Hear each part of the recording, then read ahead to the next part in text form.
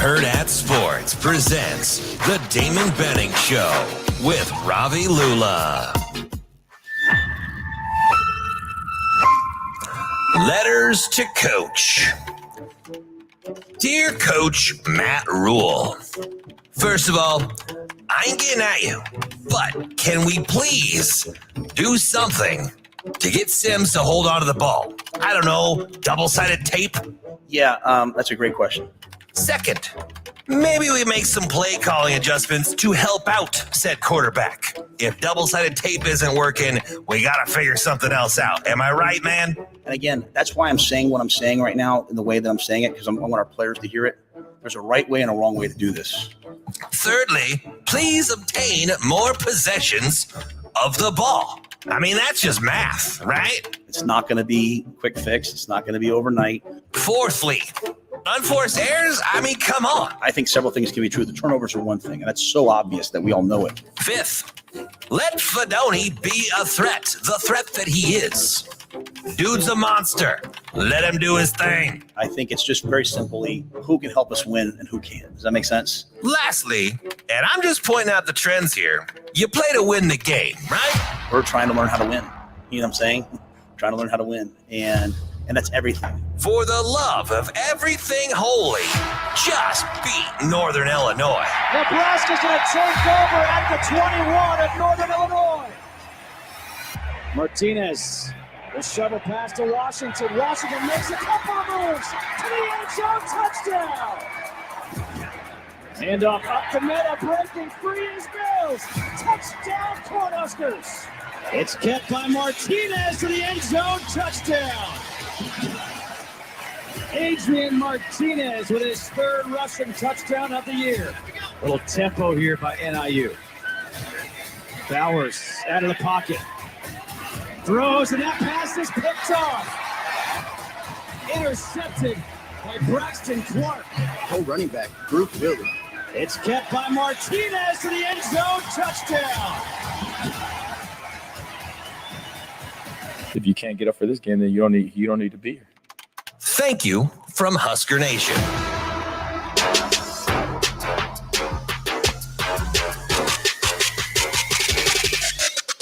Welcome in to the Damon Benning Show with Ravi Lulla, live here at the Hurrdat Sports Bar and Grill for a little Breakfast Blitz on a game day, home game Friday. Today it's all about focus, Daniel-san. Focus. Just dial in. Oh yeah, you have no idea. You got a lot going on around your head. Well, I don't. But it's good to see everybody, so that's a good start. I just told my man K-Dub, if anybody can fake it till they make it, it's going to be your boy. All right, let's just get that out of the way and keep it pushing. Come on out and say hello. Yeah, we've got folks starting to trickle in. A little breakfast buffet for you here until 10 a.m. Come out and say hi to us. We're over in what's it called? South Point No, South Point's Lincoln. What's this area called? Come on, man. We're over by Cabela's. That's all I know. Southport. I was close. I was in the neighborhood. It's a little early to be hearing from you. You act like just because you had a good open, like it's a free-for-all. No, you don't have the license to really get involved yet until we figure some things out. Are we clear? Good morning. Good morning, man. I don't even know if we need to do a show. I think Shane covered it all in the open. I mean, he basically stole my keys to the game there. So I think Shane, did they call that an open letter? You wouldn't even know, would you? Yeah, it's like you used to like an open mic. Yeah, that's a little different. See, that's a little different. Shane, constantly just doing a little too much. A simple yes would suffice. What open mic? Like, what is this? A rap battle? Like, what are we doing? I would say yes. This is like slam poems. Yes.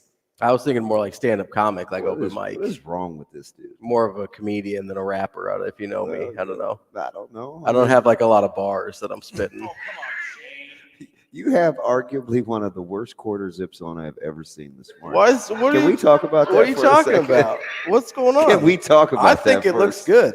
No, it actually is. I'm a big quarter zip guy. I think it looks good. This is like I was trying to get in the Matt Rhule mindset with the smock here. So that's what we're calling these, right? That's this is, I think, what they mean when they say smock, so, which I always just thought this was a quarter zip. I got a guy in Lincoln that is he's listened for a long time, and he always, oh, we're getting there. Okay, baby steps. Well done. Baby steps, baby shark. What are we doing here? No, I ruined it. You're back. It sounded okay for a second. I was like, Sasha must be working. He hit me with this. There you go on that Wisconsin smock again. Oh yeah. Now this has been some time, right? Yeah. It's been at least a year, and I'm like, Wisconsin smock. It's kind of funny because it's a 3X, so it looks huge. Okay. But is it really called a smock? I think that's just what they call them when it's like a quarter zip that's short sleeved. Oh yeah. Yeah, I don't think it has to do with like the size. I think everybody's kind of rocking them now. I saw the Burke Millard West game last week. Yeah. And Clinton had on, Childs had on one from Burke. It looked pretty sweet. And I'm like, I kind of like them. I think it's the style. Yeah, I kind of like it. Well, and like baseball guys have been wearing these forever. Well, that's why I like it. Yeah, probably. I was talking last night at Holy Ghost, and one of the guys said, it's a great group, man. Kind of funny. I drink a ton, but. How many speaking engagements you have yesterday? Too many. Like 14? Yeah, I probably wouldn't do very many except for I have a family to feed. Yeah. Because I'd rather be at home. Yeah. I rolled in last night about 9:40. Yes, that's a little late. Yeah, the only time I went home is I showered twice. And that was about it. Didn't eat. I have 2 great cuts of pinwheel short ribs that have yet to go on the goddamn smoker. So what's a pinwheel short rib? I'm not familiar with that term. I sent a picture to Asian White. You want me to tweet it to you? Or I just show it to you? Yeah, I mean, either way, it's fine. It looks fantastic. It is ready to go. See, everybody's got jokes. That's what happens when you have a live audience. We got the single greatest comedian over here and amazing Daniel. We have, this is not going to sound right, but we have the semen guy. We've got, no, he is. He gave me, I have some like super sweet gear, and I'm afraid to wear it because people won't understand. I think you just gave me some too. So hey, feel that t-shirt material. Yeah, no, that's nice. That's the soft. jam. I like that. Yeah, that's my baby. Yeah. Yeah, that's the go get work in t-shirt. Okay, all right. Fits right. So, because when you said yesterday, you said something about pinwheel short ribs. I thought you were making like pinwheels out of short ribs. No, so I got some meat from like the friend of a friend. I got a guy, Scott, and he does meat distribution. And so we have a mutual friend. He says, hey, I'm friends with such and such. He's from David City. He's a huge fan of yours. Yeah. And I was like, oh, that's cool. And he's like, I want to send you a tomahawk. It's engraved. The bone is engraved, right? Yeah, I love a tomahawk. So he said, not just because I like Florida State. I'm going to send you yeah, it is. Our kids started doing that at practice this week with a pressure kick. I was like, of all the things you could do to rattle our kicker, you do the tomahawk. That's a little weird. Chant. Yeah, I was a little bothered by that. Figure something else out. Like Florida State only can do it because they're cool with the tribe. That's it. Or something like that. So anyway, short story long, he's like, I'm going to engrave one for you, and I'm going to send one for Coach Rhule, give it to him on his first win. Mm-hmm. So I'm hoping I can give it to him at some point this weekend. Hold on to it a little bit. So he sent me like just a couple of cuts, right? Yeah. And one of them were these pinwheel short ribs. And pinwheel, it's rolled. Sure. Okay. It's on the bone. So that's just because it's rolled up is why they call it pinwheel. It looks absolutely fantastic. Because I hear pinwheel, and I promise we'll set up the show at some point. You think soft tortillas with like I think like my mom's making something for a church potluck deal. There's a difference between our people's pinwheels and your people's pinwheels. What is my people's pinwheels? Like curry? Like what are you doing here? Like what? It's too early for that. It's like a masala pinwheel. Like what's going on here, man? A chicken tikka masala pinwheel. That'd be kind of messy. Tastes good, but it would be messy. No disrespect to dude. There's this place that I go that has masala fries. Yeah, that's really, really good. They put like the masala and paneer and stuff on top of French fries. It's incredible. Nice. Yeah, it's really good. We still need to talk about that gear you got today, though. But so what's the problem? Well, at first I thought it was Central, which I would have been okay with. I think it is. There's a lot of Central roots. I don't think so because it's the Eagle. Oh, it is the Central one. Yeah. Okay, we're fine. What did you think it was? Something else. Legit, I just found this at a thrift store, and I was like, hey, that's sick. I'm going to buy it and wear it. I like it. And you got it you pulled a Shane and got it for cheap. Well, so like I like random gear a lot. I like just random team gear, and so it was right up my alley. That probably didn't come across well over radio for our folks out there in the ESPN Tri-Cities and on AM 590. When I say the semen guy, his business is shipping bull semen because that's a commodity. Yes. Yeah, no, I get it. Yes. I mean, I get it now. Before I had to come back and land the plane. I kind of left that open-ended. Yeah, you just kind of left the semen hanging in the air, and nobody likes that. Yeah. You thought we were talking about Memphis and Navy? Which that game was bonkers. Yeah, so I had to watch library. Key plays. Yeah. Because I wanted to come home and watch the NFL. Right. So, which by the way, how about the 34-28 final for those of you playing at home? The collective. I was like, these guys are funny. So I want to set up the show real quick, and then I actually do want to get to the Vikings and Eagles because weirdly that game made me feel a little bit better. But on the show today, we've got Kirk Peterson, head football coach at Millard West. Now, Millard West, Millard South gear, you probably won't ever catch me in. Neither one? No, because it's the Millard thing, right? I wish we almost had him for 2 segments. He's going to be a really good guy to talk to about two back run game. Okay, yeah. So they do it as well as anybody. We'll talk to Kirk Peterson about that. Millard West football. They've got Creighton Prep tonight. That's one of the better games in the Metro. We've got Michael Rose-Ivey, former Husker. He will be with us at 8:00. A guy you may have heard of. I think we're just. Do we just have Heisman winners on the show all the time now? We got Eric Crouch on the show here at 8:45. Mike Sautter. I think he's still joining us today at 9 a.m. Listen, he knows, he can do that from wherever he wants to. He can do it at home. He can not do it at all. He can come in. We'll keep it pushing either way. And then we've got our friend Matt Vrzal at 9:45 on a great football Friday here. A lot going on. We appreciate the people that are already here. Come on out if you haven't got here yet. Get a little breakfast before you go to work or just skip work. Who cares? You don't need it. Are people really working today? I mean, we are. Yeah. Well, we have to. It's a Friday, I don't think people just take off work on Fridays. Yeah. There's rain in the forecast, correct? Is there? Did you drive your bike this morning? Yeah. All right. So apparently there's rain in the forecast. I mean, as long as there's no lightning tonight, we're okay. Yeah, I think you should be square there. Like Damon said, you can listen to us on AM 590 ESPN Omaha, ESPN Tri-Cities in Central Nebraska.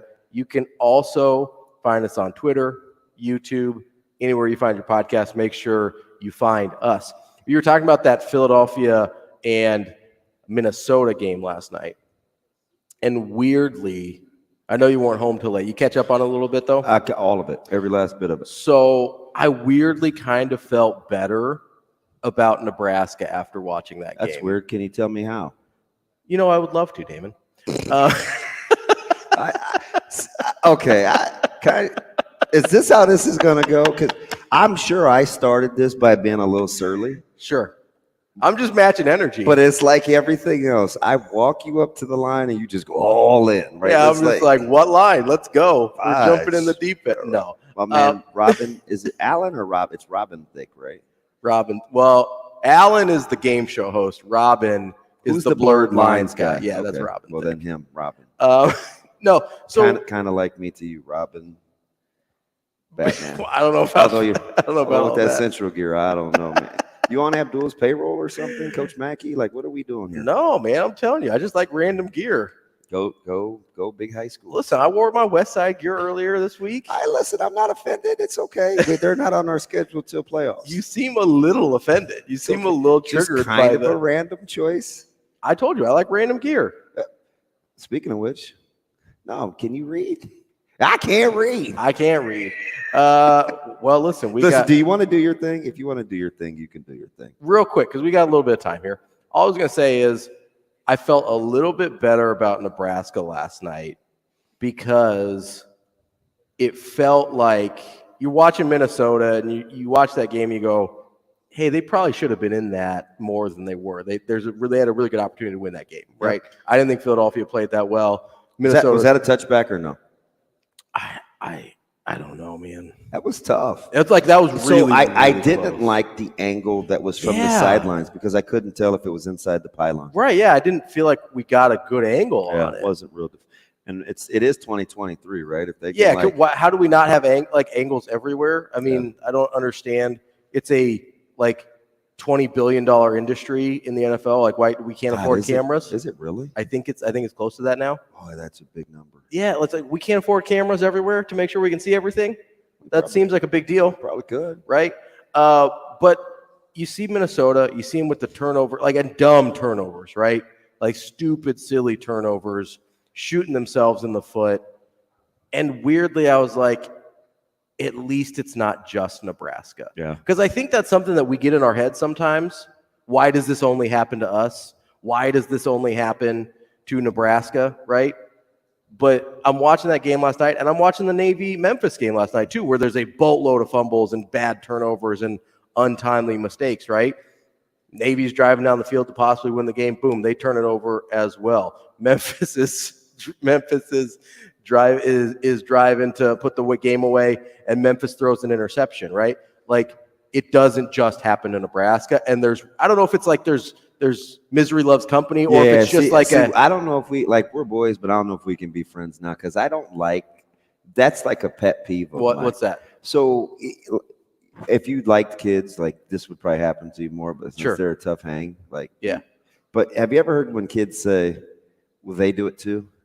No, it's not that. Or Timmy did it too. That's not it. But Sarah did it. No, this is not justifying the behavior, which is what kids are doing, right? Yeah. They're trying to be like, oh, if they do it, why can't I do it? You are kind of doing it in your head because other people do it. No, all I'm doing is I think a lot of Nebraska fans look at the way Nebraska loses games sometimes and think it's a Nebraska-only problem. This is a problem across football. It happens to a lot of teams.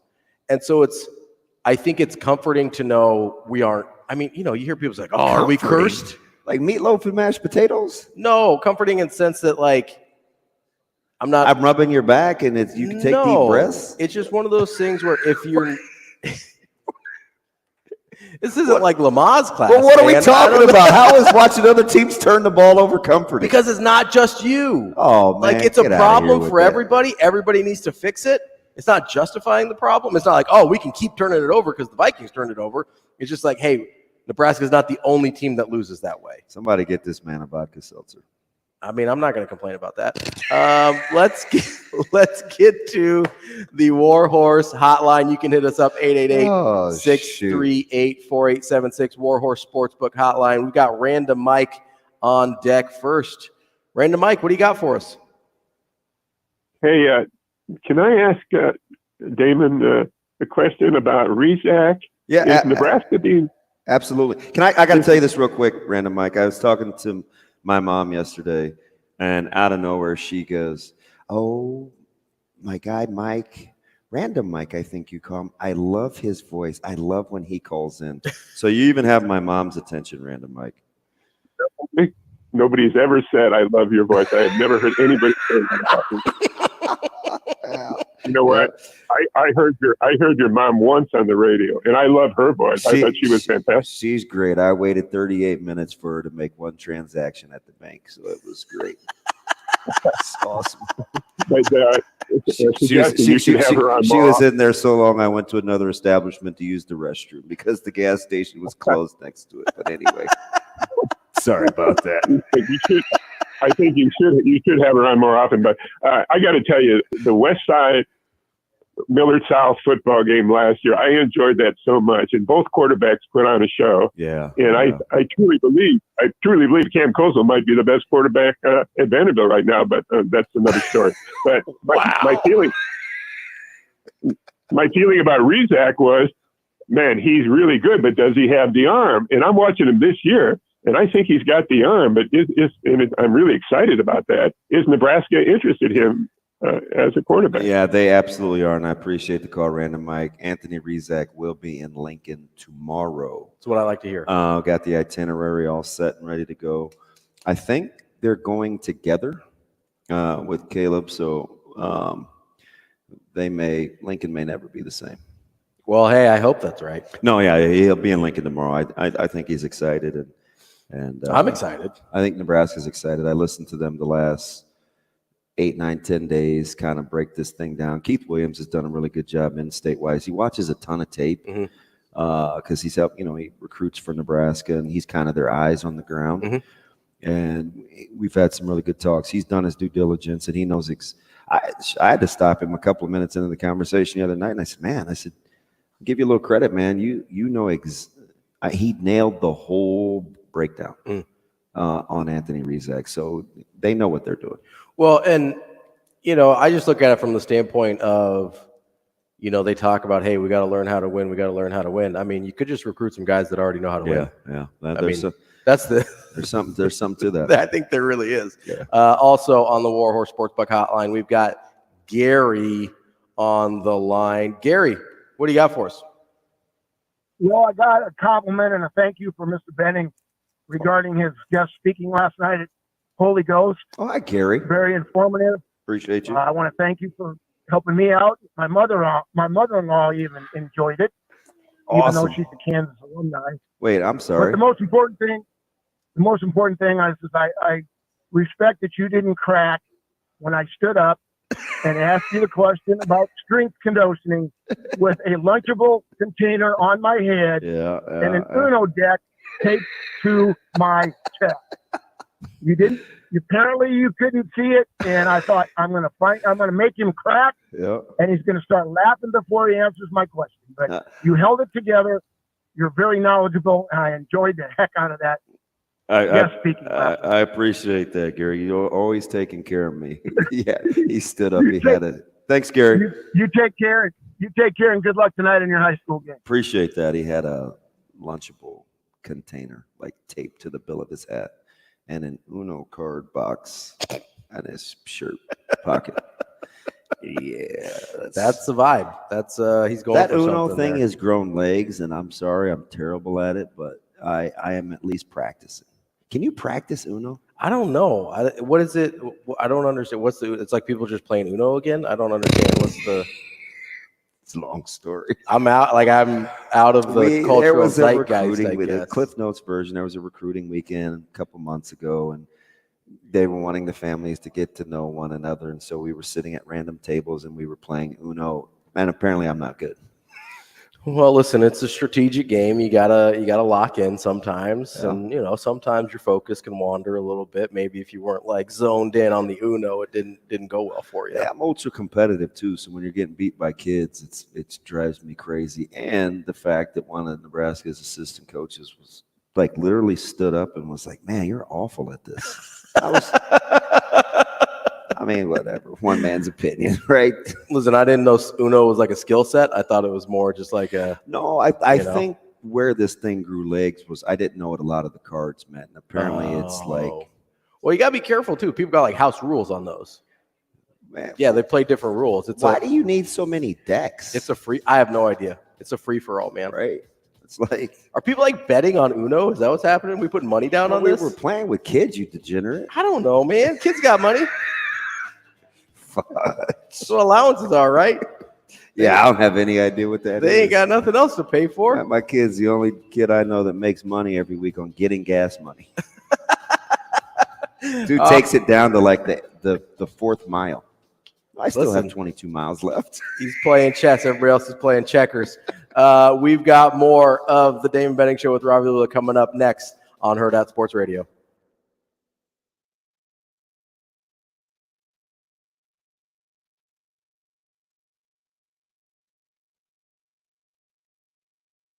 We'll be right back in 5 minutes.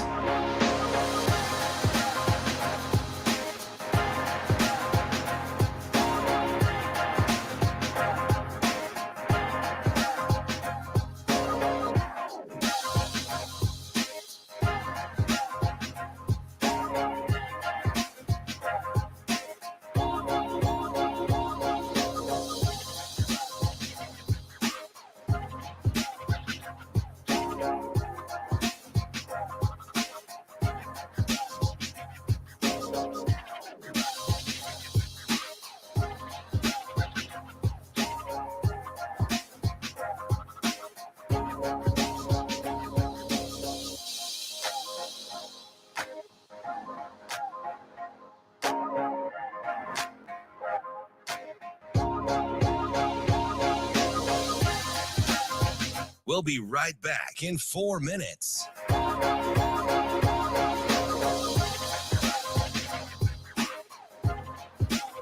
Okay.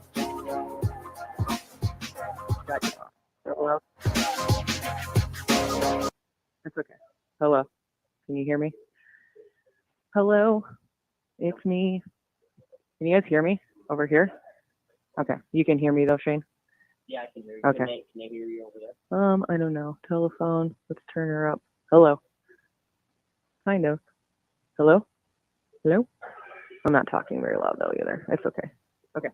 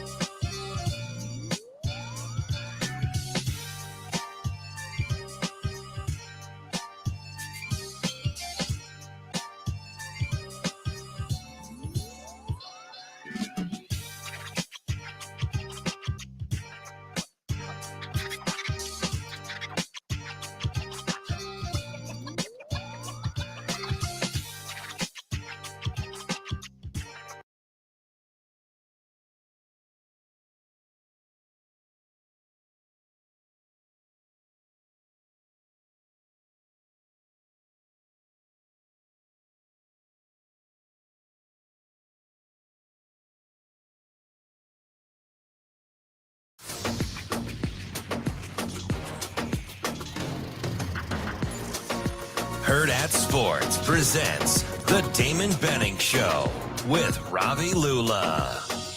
Yeah, I think we're always, we always want our special teams to do two things. Number one, just be really solid, right? Like, it's not always going to be the explosive block a punt, return a kick. It's about flipping the field, changing field position, and I see a lot of those things were really good in the first game. Obviously, the punting game was not what we needed in the second game. Just like the quarterback's going to take a hit and have to stand there and make a throw. The punter's got to stand in there.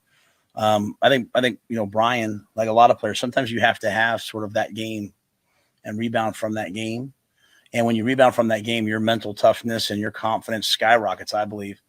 The best players, when they hit adversity, they don't just bounce back. They bounce back and elevate. I've said that to them a lot. I think we'll see Brian elevate. And then we're also trying to make sure, shore up the protection. One was a foul on them. The second one we thought was a foul. It wasn't called that way. But we also have to keep the guys off the punter a little bit more. It's the first time I heard that. Which, the special teams part? The part that he called it a foul. I mean, it was.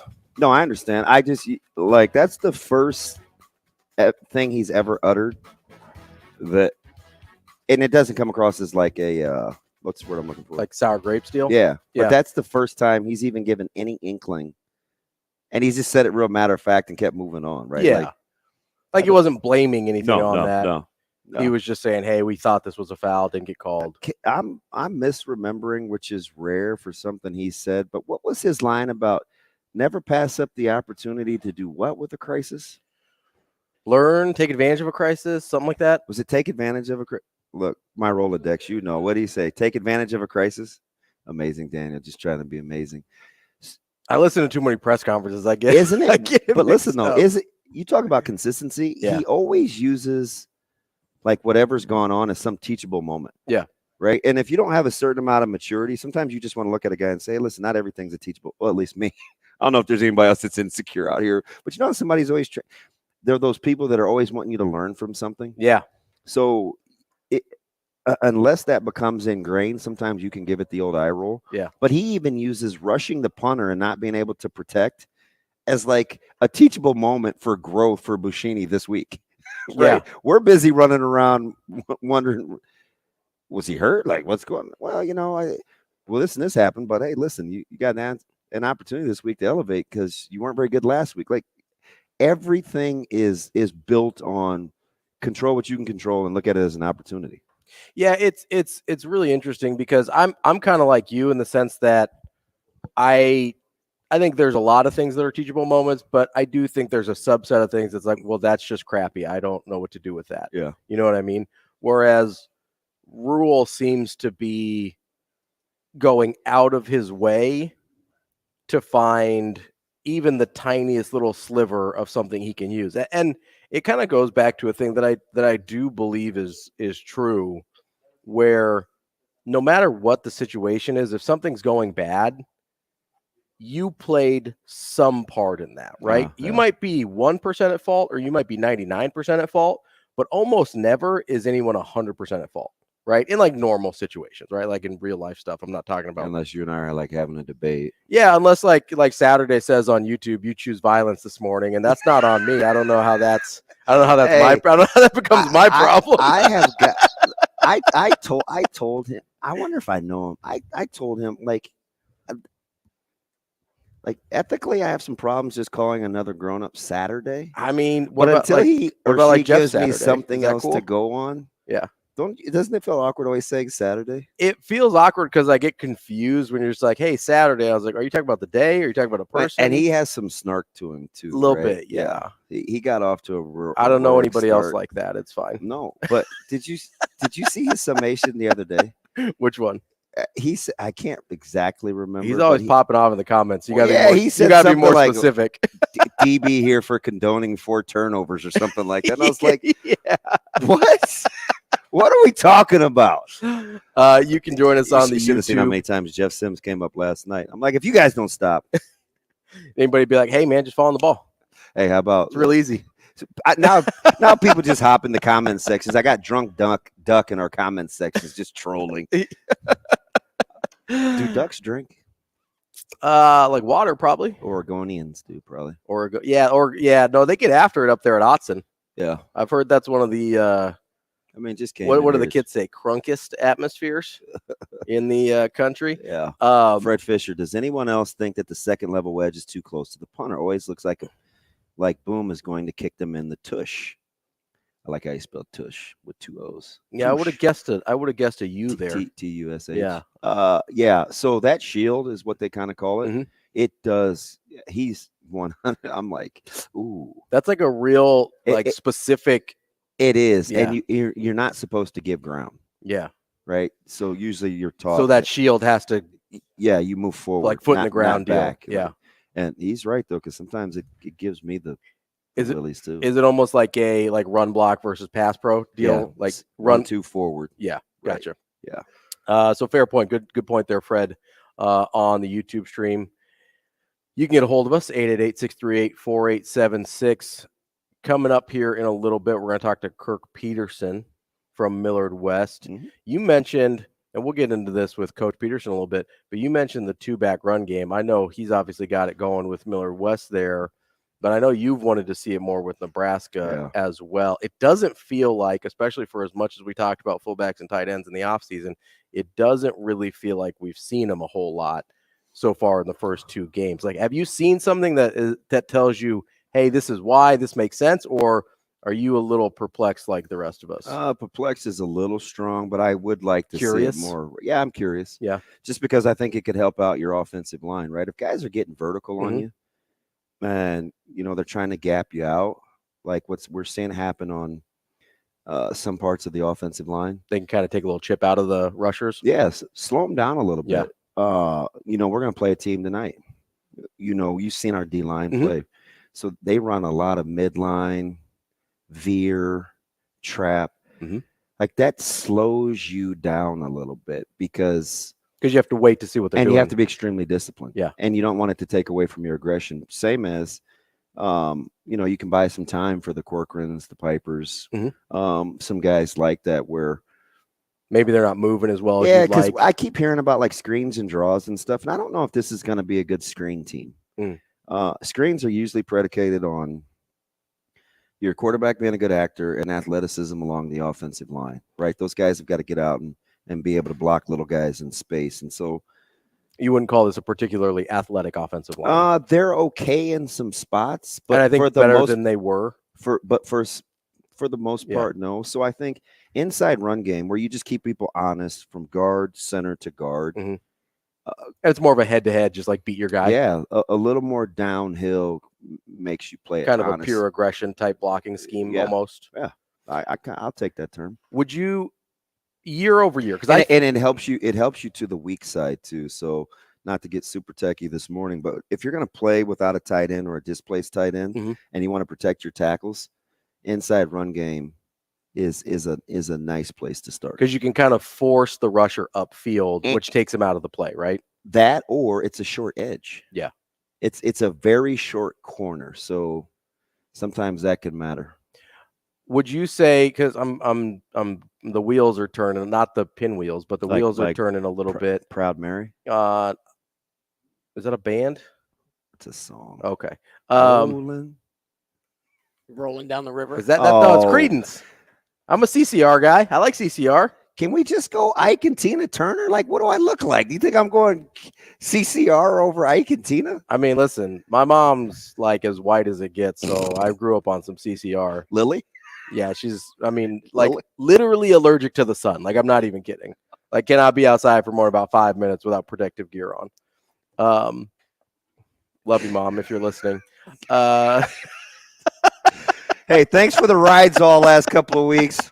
But hey, she does. I was here. What was it? The Minnesota game, and I had gotten in a car accident the night before. Not my fault. Did you see what I'm driving today, dude? You worked them so tough. Oh, you got out of the Ravi 4, dude. I called them every single day. I bet they hate you. And then I think they literally just gave me the car, so I'd stop calling them, and I did. I got upgraded. Is it the same color? Is that what I'm seeing out there? It is. Yeah, I don't know why they're rocking like the cherry red rentals, but or not the cherry red, like the dark red rentals. But whatever it is, I got back into a Jeep, which is where I belong, and so I'm living that life. I appreciate it. Would it warm the cockles of your heart? It does. I was so happy. I texted my wife immediately as soon as they called me, and I was like, "Babe, we're out of the RAV4." Could you feel her eyes roll? No, she was thrilled. She hated that thing as much as I did. Oh, we're a match made in heaven. Josh is supporting Ravi's OCD. It's not OCD. It was a real problem. All right. He said, "Get in it." It's a piece of poop. And that's all I said, because if my mom's listening, I don't swear. Oh, of course not. Coming up next, we're going to talk to Kirk Peterson, head coach of Millard West Football. They've got Creighton Prep tonight in a big one. More of Benning and Lulla here on Hurrdat Sports Radio.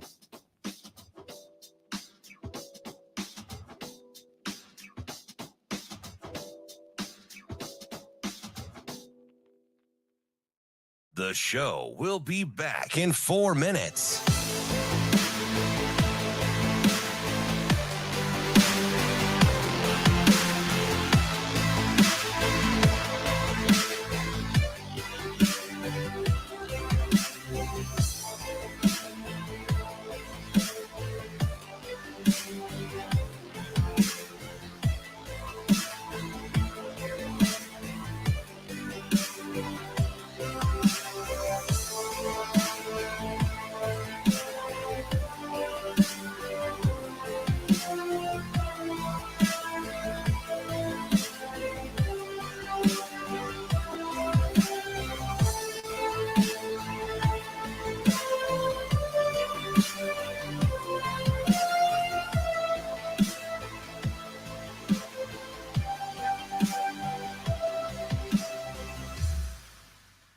The show will be back in 3 minutes.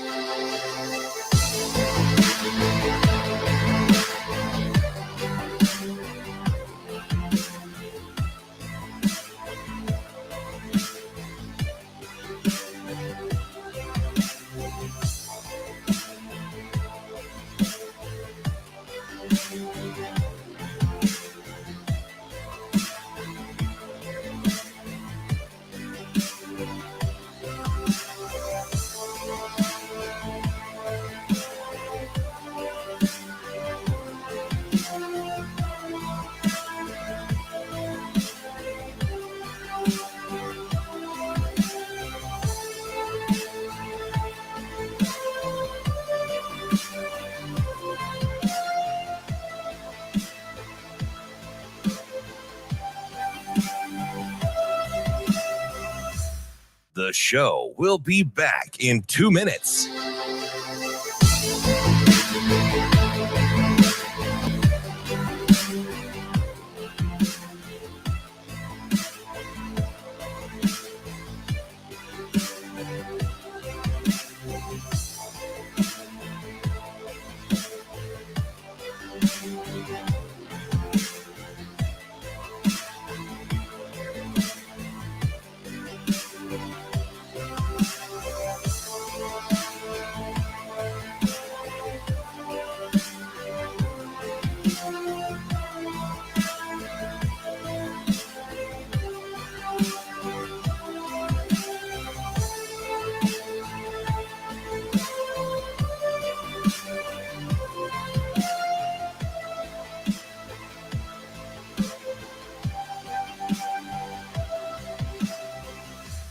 The show will be back in 1 minute.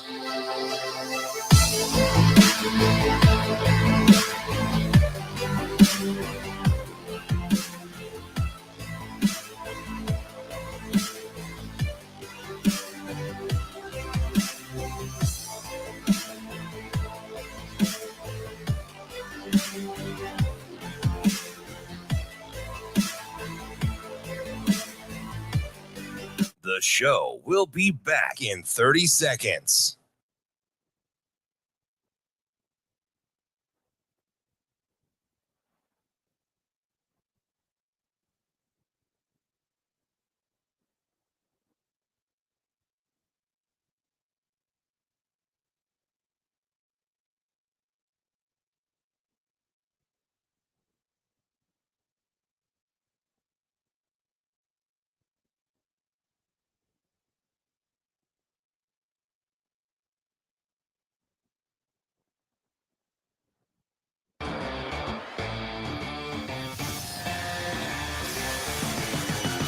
Hurrdat Sports presents the Damon Benning Show with Ravi Lulla.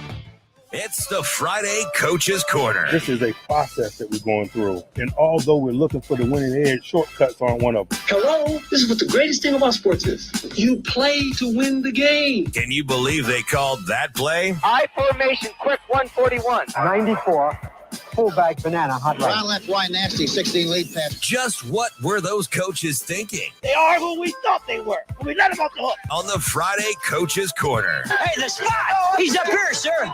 You misplaced the line of scrimmage, you bunch of dummies. It's the Friday Coach's Corner. Wrapping up hour number 1 on the Damon Benning Show with Ravi Lulla with Coach's Corner. Damon loves when I say the name of the show. Whatever. We are say DB. We are the DB Show with Ravi Lulla. How does that sound? Something like that. Unlike you, I love saying my name. We're talking with Kirk Peterson, the head football coach at Millard West. Coach, how are you this morning? I'm doing awesome, but Damon's interrupting my apple fritter and coffee time. Hey, you do have good taste, though, because I'm team apple fritter, too. Where do you get yours from? Oh, Sunrise. That's what okay. Sunrise Donuts, man. It's awesome. Yeah, is it good size? Like soft or like what are we talking about? Give me some details. Well, I'm on a strict diet, so I always do the minis. You know, everyone looks at me and goes, "Yeah, he really watches what he eats." So, we had the minis week 1 and lost. Yeah. So we said, "The heck with that. We're going to the maxis." So we're good to go. We're good to go today. So let's get this over with so I can eat. So the full-size fritters have led to some W's. Is that what you're telling me? I hope so. I almost wish we could keep you for a couple of segments, just because the perfect guy to talk to, right? Your status, the prowess has grown because you're really, really good defensive mind, good up front all the time with teaching. But one of your consistencies is you run the ball and you run it a certain way. Like, you got to kind of walk us through why you believe that to kind of be a thing when so many other teams won't spend the time to be able to neutralize other good opponents. I don't know. I think that takes an opponent's heart when the whole stadium knows that you're going to run the football and you just flat can't stop it. And that it just wears you out, I think, psychologically. And, hopefully we've done a good enough job throughout the course of a game that by the end we've worn you out and we're just running at will. Now we're a long ways from that. I mean, so, that's just what I believe. But right now our team is a long ways from that. We're working to get there, but we're on our way. It's interesting because you're a converted extra point away from really being undefeated, and you played a tough schedule. What makes kind of what you're doing so effective? Because I've watched you guys neutralize a couple of really good defensive lines. I don't know. Our kids, they're buying into what we're preaching, and they always have. It's just some years we're better than other years, and this year we have a little more experience. Mm-hmm. I mean, after last year's, our injury situation a year ago forced us to play a lot of people offensively up front, so that has helped. We have a little bit more of experience, but we're still having growing pains. I'm not going to sit here and say that we're running up and down the field on people, because we're not. So we've got some experience, and hopefully that's helping us out a little bit. And Trevor and the offensive staff here do a good job of prepping our kids. He's fantastic. You guys are reunited. I think you've known each other almost 30 years. Like, how good has he been getting him back into the fold? You guys get a chance to work together for the second year in a row. Yeah, we tried it a while back, and some circumstances didn't allow it to happen. And I had heard through the grapevine that he was gonna, when Coach Means was gonna retire at Millard South, that he was gonna be done. So I thought to myself, it's a perfect time to try to get him back, and it's worked out really well for us. I just know, and coaching against him all those years, that what he did was always difficult to prepare for defensively. So I thought, you know what, that's a good pickup for Millard West, and it's been a good situation for us. Coach, I want to go back to something you said about how the way if you can run the ball when people know it's coming, it kind of breaks the other team's spirit. But that's a difficult thing physically for a team to do as well, even when they're inflicting that. How, in this kind of time where kids and a lot of people are sort of enamored with 7-on-7 and sort of the flashy stuff, how do you instill that willingness in your kids to be able to want to enforce their will on other teams like that?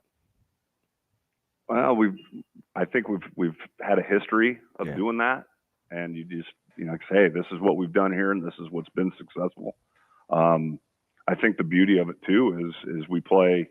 I've gone back to, and I've messed around with this through the years, but we're total platoon, and that's all we do. Yeah, that's all those offensive kids do. And we've done it since Dan McLaughlin opened this place back in '95, and after he left, there's been times that I've tried to mess with it, and it just messes everything up when you try to play two-way guys. I've said this for years, that I'm the only coach in the state of Nebraska that can't coach a two-way player and figure out how to practice him. I'm the only guy. Everyone else can do it but me. It's funny you say that, because I go back to I'm going early 2000s with like Matthews and Pete Jr., and you had those awesome O and D linemen. And I had never been to a school. I was working for Cox at the time. I'd never been to a school where they platoon. Like, at that time, it was kind of a foreign concept. And now Right. you're right. It's what everybody wants to. I was floored when I saw it the first time around. Yeah, I mean, it's hard. I mean, you're looking going, hey, this kid could be a really good offensive guard. But the one thing that always has done is it gives more kids opportunities. Kids want to play. Mm-hmm. You know, and if you come in and say we're only going to play these 17 or 18 kids on a Friday night, kids don't want to do that. They want to play. So the more kids that you can get on the field and define a role for them, the more kids you're going to have in your program, and it takes the pressure off. You know, it builds your depth a little bit. It strains it at times, and it's something that we've believed in ever since we opened in '95. Coach, looking at tonight's game, you've got a Creighton Prep team where their record's a little bit deceptive, just 1-3, but maybe played the toughest schedule in the state so far. How do you make sure your guys are on point and not just looking at the record and thinking this might be a little easier than it's going to be? It's still prep. I mean, yeah, they're coached well. They always have good athletes. The joke that I made to the prep coaches last winter at the Metro Clinics is I'm going to go away from hating other public schools. I'm getting back to public schools hating private schools.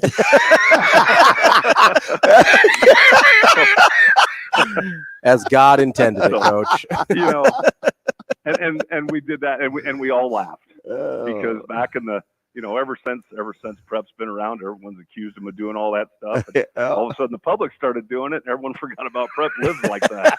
So I made that joke, and I said, but then that was my joke, and I know I'll probably offend somebody, but I said, you know what, prep's owned us. They've owned us the last 3 years that we've played. So I don't care what their record is this year. Let's take care of us, and let's get this thing turned around this week. Yeah, I got to ask you, just kind of being in the same gang, I'm always trying to take notes. Is it different coaching family at this level, or how do you balance staying locked in on everyone else, knowing you've got some precious commodities of your own out there that you're coaching?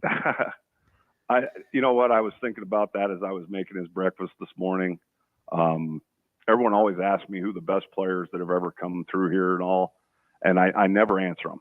I won't pick because there's been so many good ones, but I have thoroughly enjoyed watching number 7 play because I put him in just an awful position as a freshman, and just watching him go through athletic situations that he's been through as a 15-year-old. Now he's, 18 and getting ready to graduate. It's been fun to watch and watch him handle it the right way, because he's been through some crap. Yeah. to say it nicely. So hopefully he continues to get better, and I've thoroughly enjoyed it. I hope he has too. That's probably my biggest scare on the planet, is when he gets done, he would ever say to someone, I hated every minute of it. Oh, amen. So as a father, you just hope and pray that you're doing it the right way, and that he has a great experience. You got one of the, I still think he's a secret. He's one of the better players in the state. Doesn't get a lot of love. He's got to be pretty unselfish playing in a multiple offense like yours. But how about Williams and kind of his emergence as this big play threat he just maximizes his touches. That's pretty legit. Yeah, we've got to find ways to get him the ball more. And everyone knows it. I mean, it's been like that for 3 years since he started playing as a sophomore. Yeah, I know Coach Fry gets a lot of credit for that because he's a baseball player at Millard West. So I always like giving him crap about that. But Jackson's just a good athlete. He does a lot of things. His top end is so far in front of him right now. It's unreal because he does play baseball. When he just thoroughly concentrates on football, oh boy. How much, real quick, Coach, does it help you that prep has some similarities in their offensive style to what you guys see in practice every day? It helps. They do a good job, and we're going to have to be on top of our game. They've got a lot of weapons across the field, so we've got our work cut out for us. Fantastic stuff, Coach. Coach, good luck tonight. Enjoy your apple fritter. We will talk to you again down the road. Absolutely, guys. Thanks for having us on. Appreciate it. Michael Rose-Ivey up next on Benning and Lulla.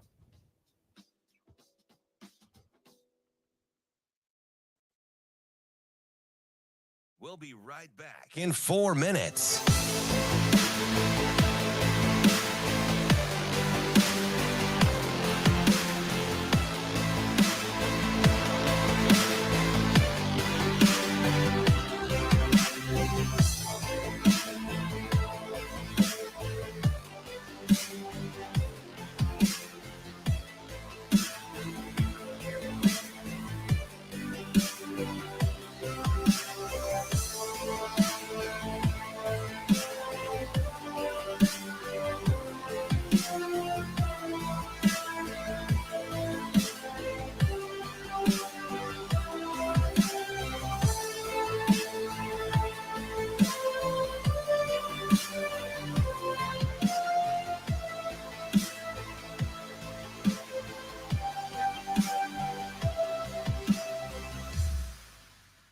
We'll be right back in 3 minutes.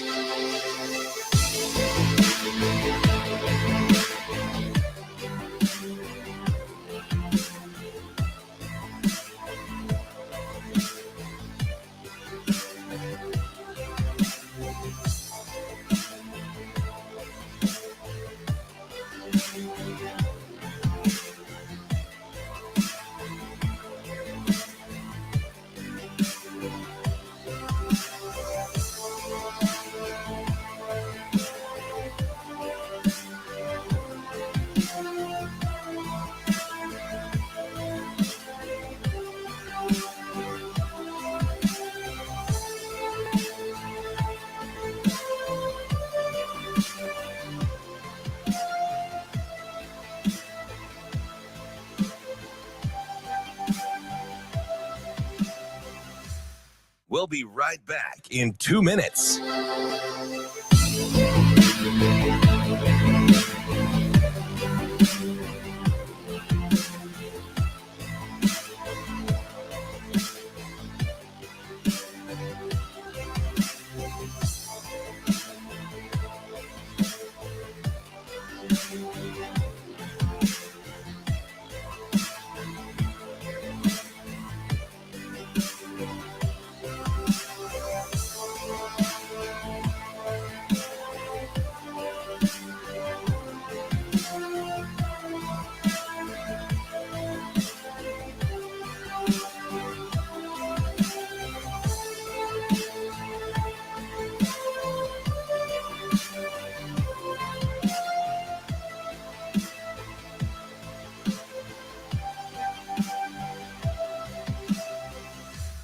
We'll be right back in 1 minute.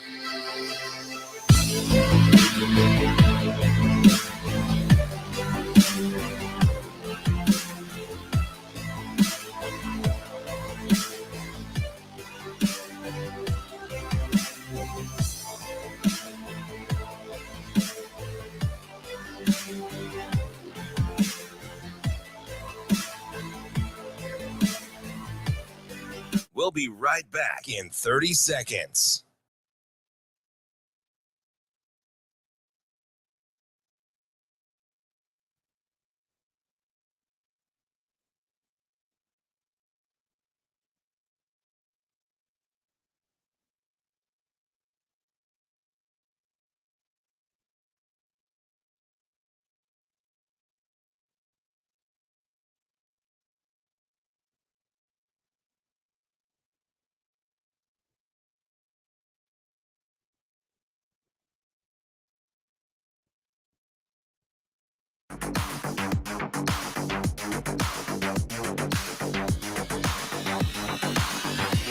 Hurrdat Sports presents the Damon Benning Show with Ravi Lulla.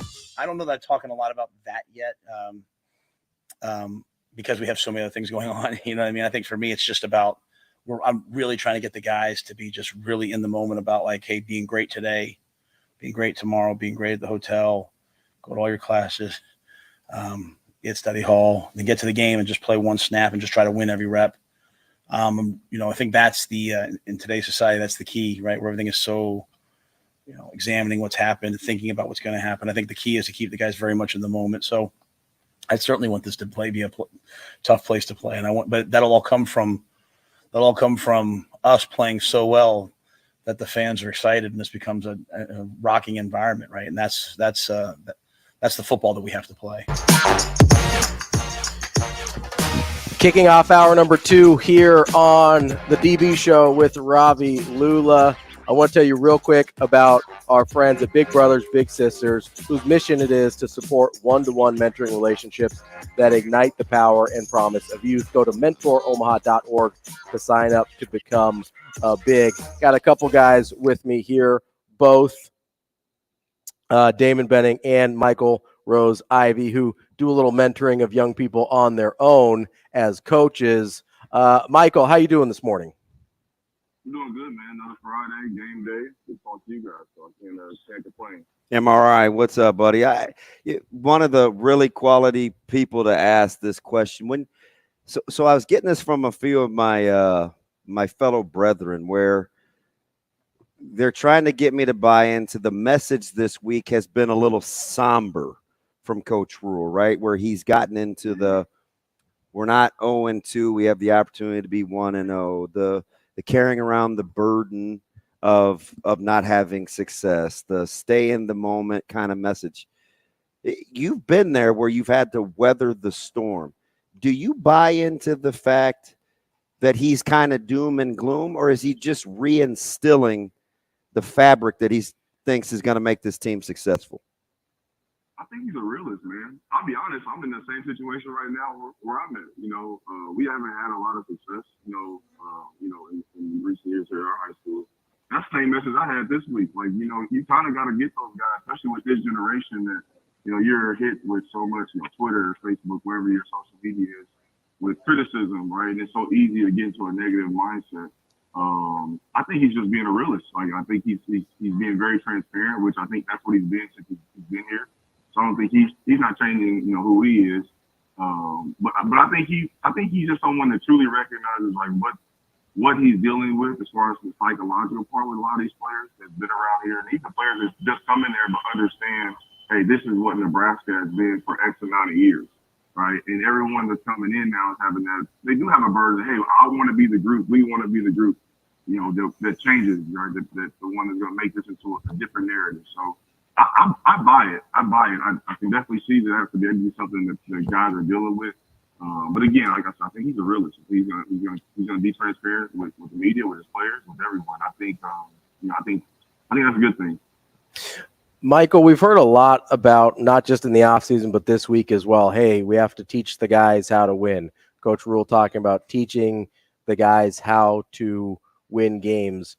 But we haven't heard, kind of a rarity for Coach Rhule, we haven't heard a lot of specifics on what that actually looks like. When you hear somebody say we have to teach guys how to win, what does your mind go to in terms of what those action steps actually are? I think it's just another way, saying take care of the football. Take care of the football, take care of getting off the field defensively. Just the things we all say, hey, we come in every week, what do we need to do? Win a turnover ratio. Higher yards per rush, higher the total time possession, whatever it is, and that's playing the totality of 4 quarters. You know what I mean?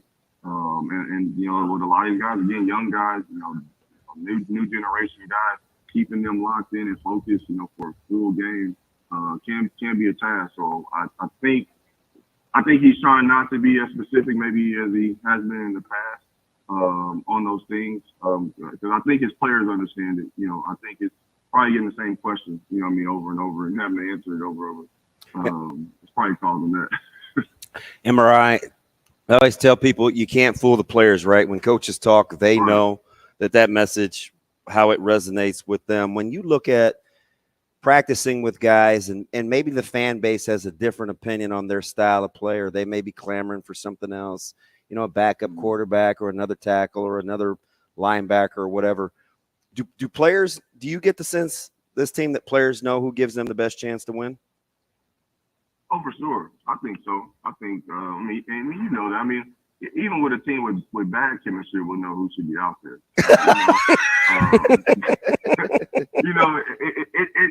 The film doesn't lie, what a player can do doesn't lie. Now, that's the thing. My dad, he told me this before I got to college. So, everyone's a star, 3, 4, 5, 2-star, whatever it is.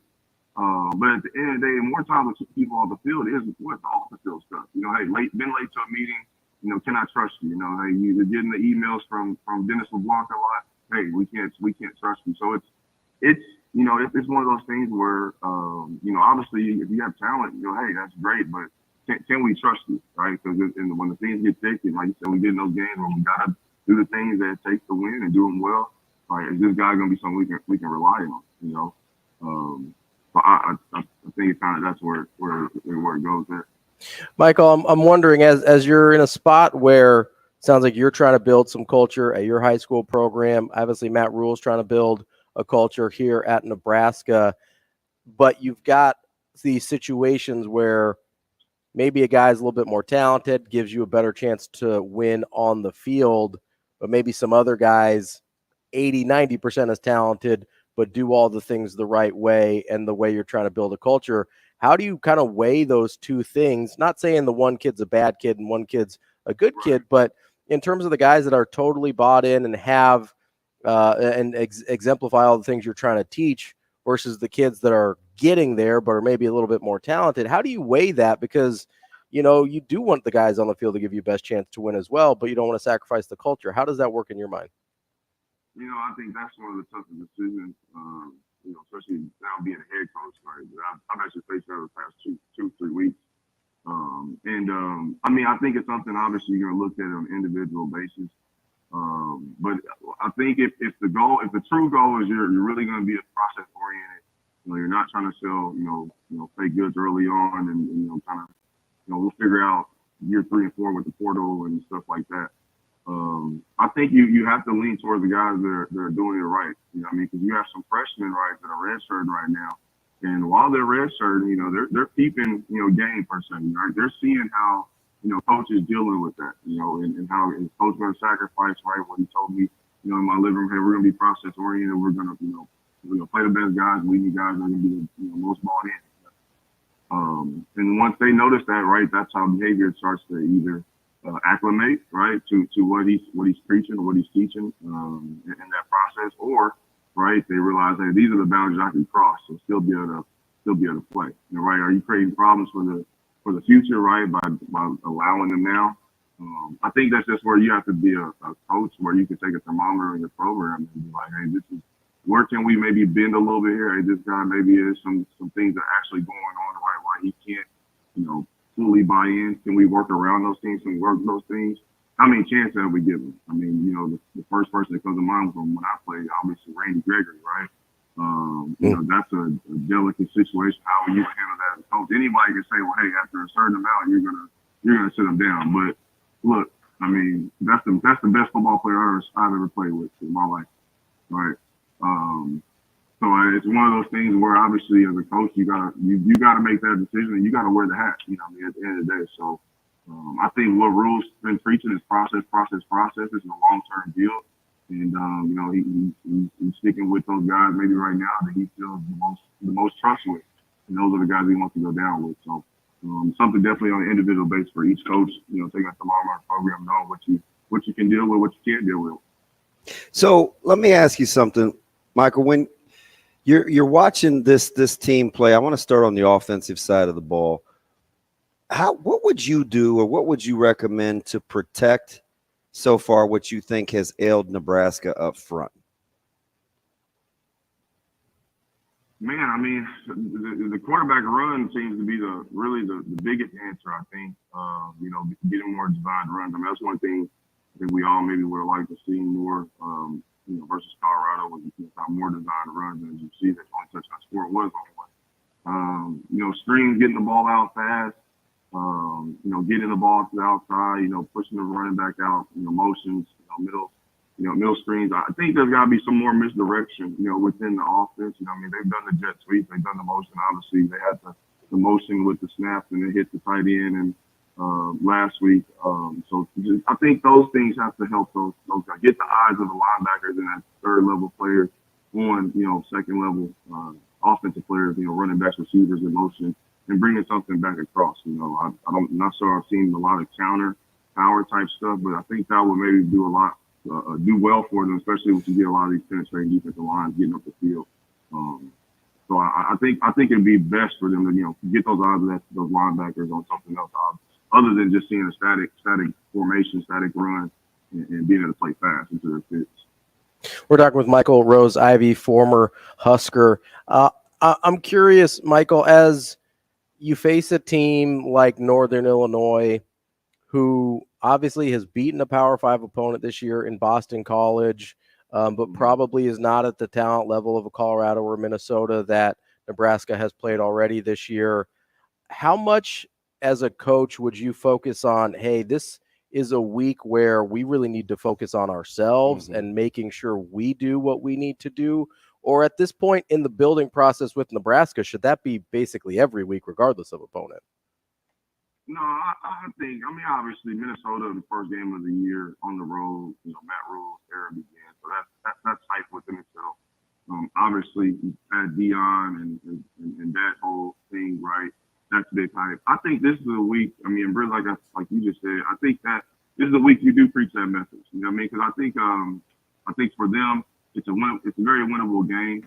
Obviously, I think NIU's defense has played pretty decent over their first two games, even though competition, I wouldn't say it's terrible, like you said, to Minnesota or Colorado. But they played decent. But I think offensively, it's going to be an interesting challenge with NIU because they get off the field on third down pretty well. So I think the biggest thing is for them to be able to, like you said, just play their ball game, play within themselves. A week for them to get back on track. It's a week for them to take advantage of that talent gap. I think that's where maybe I think a lot of people maybe would like Coach Rhule more optimistic. Throughout the week. I think that's why a lot of talking about how he's been, conducting his press conference tone. But I think within the players, with the coaches, they understand what this week is. Right, it's an opportunity at night in Memorial Stadium. And for them to play well and get the crowd behind them and get that momentum going into the next week. Michael, did you look at playing at home as a sense of relief, or did you feel the anxiety? No, it's a relief. It's the comfort. You definitely have a comfort level playing at home. I like playing. I like playing in the big crowd. I like playing at Memorial Stadium. It was for me. It was a comfort. It was a comfort level there.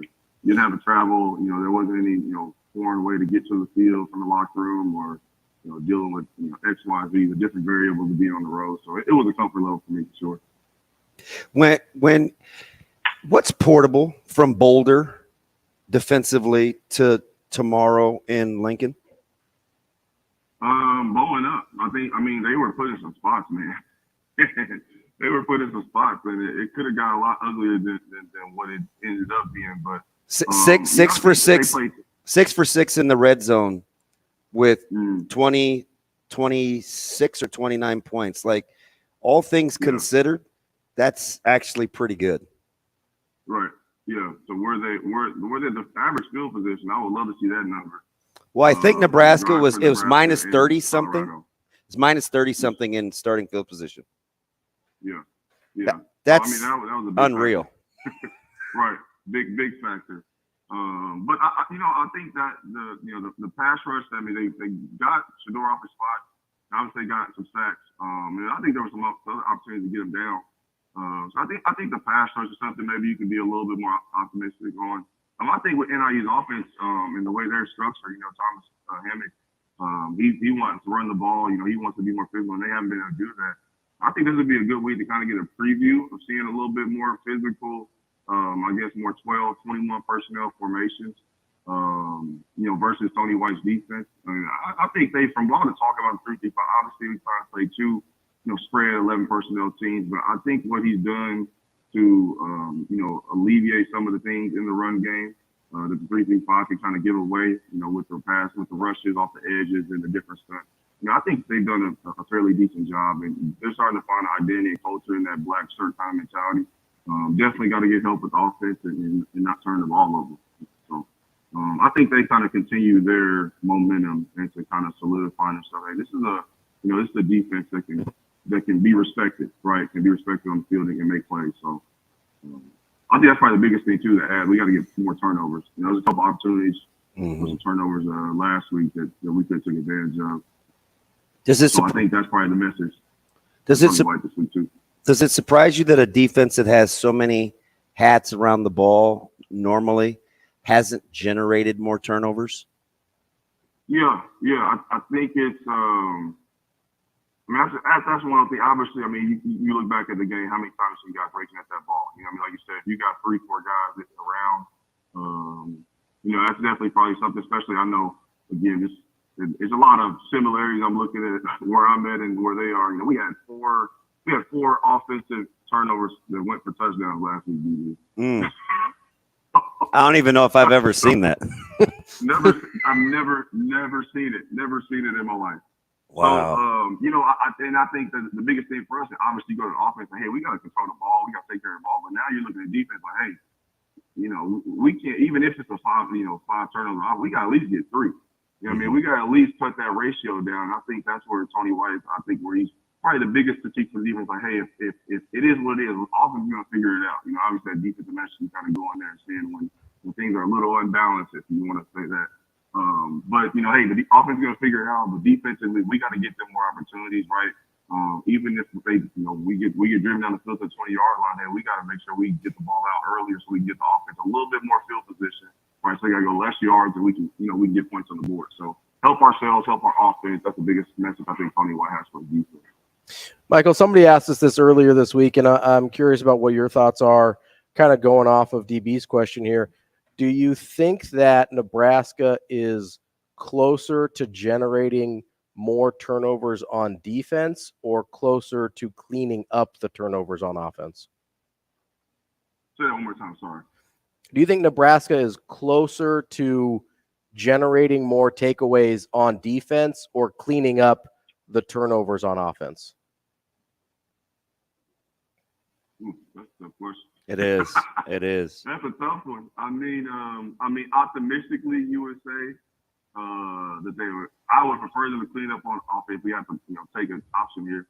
I'd prefer they clean up offensively, but I would probably lean more towards, the latter with the defense, get paid more turnovers. I just think I'm hoping now, but I'm just thinking, it seems clear. Is he playing? We're not sure yet. It hasn't sounded overly optimistic, but he's, like most things, he plays it pretty close to the vest. Yeah. So I think that'll be interesting. Obviously, what that quarterback situation looks like. Yeah, I'll probably lean more towards defense, probably. Let me ask you this and I'll get you out on this. Am I right? Okay. What do you think is the key? Nebraska's been exceptionally good, almost astonishing defensively on first and second down, relative to how they haven't been able to get off the field on third down. What do you attribute that to, kind of in your opinion, as you look at this? I think looking at, it sometimes it's scheme, sometimes it is. For instance, right, I go back to when was it? The Colorado game. I don't remember what it was. It was like third and 10. I think it was an early third quarter, and we called a cover 0 blitz, and we got hit with the fade ball over the corner. Yeah. I don't remember what it was. And yeah. I'm looking at that spot. Playing a catch technique. Yes. And the cornerback got stuck in his heels. And that's a spot where I would point at that third down, specifically scheme. All right, you're on the minus 35, 40-yard line, right? You're not trying to push them out of any field position. Unless, actually thinking about now, going back to what we were talking about, maybe as a defense court, I'm thinking, hey, if we can push them back another 5-10 yards, less on the punt, less yardage for offense to go. So maybe that was a mindset. That could have been a rule thing. Like, hey, let's heat them up. Let's push them back so we can get whatever it was, right? But in that instance, I would look at that more of a scheme reason, right? And then there's other times where, hey, we're calling cover 1 because we know they're going to run a 7 route, right? And you stay inside leverage, outside leverage, or like I think there's a couple comebacks and out routes that were hit on us on third down on the outside. And that's more so like players not fully understanding, hey, we're calling this because of what we're seeing or what we feel like it's going to happen. So I think it's a little bit of mixture of both. I think you have to analyze, direct more film to kind of get a grasp on the totality of what the reasons are. But again, that's another, I think, area for correction. I think Coach White has for the defense this week. But I think that, this week, again, I don't think Northern Illinois is really going to be that, dynamic in their third downs and things like that. So again, it's an opportunity for them to get some momentum and get some confidence. That is Michael Rose-Ivey, former Husker. Michael, we appreciate your time as always. We will talk to you again next week. No problem, guys. Best wishes tonight, MRI. Yes, sir. Thank you, too. Got it. Really good stuff there from Michael Rose-Ivey. Pretty unique perspective, too. Obviously, he's got his time as a former Husker, but as he mentioned a couple times in that interview, kind of going through a rebuilding process as a head coach at the high school level as well, which presents similar challenges, even if the dynamics are different, right? Yeah, it's interesting. I know I get kind of the outward appearance of the tenor of the press conferences this week. Mm-hmm. But I'm with MRI. I think it has more to do with continuing to reinforce the culture on what you've been talking about all offseason, and do I believe you can reach a point of diminishing returns of talking about it? Absolutely. Like Sure. you keep telling running backs, hey, take care of the football, take care of the football. Eventually it becomes a deal where that's all you're thinking They're about. thinking about right? it too much, yeah. So, but with this deal, he said it. He gave you the precursor in Minnesota.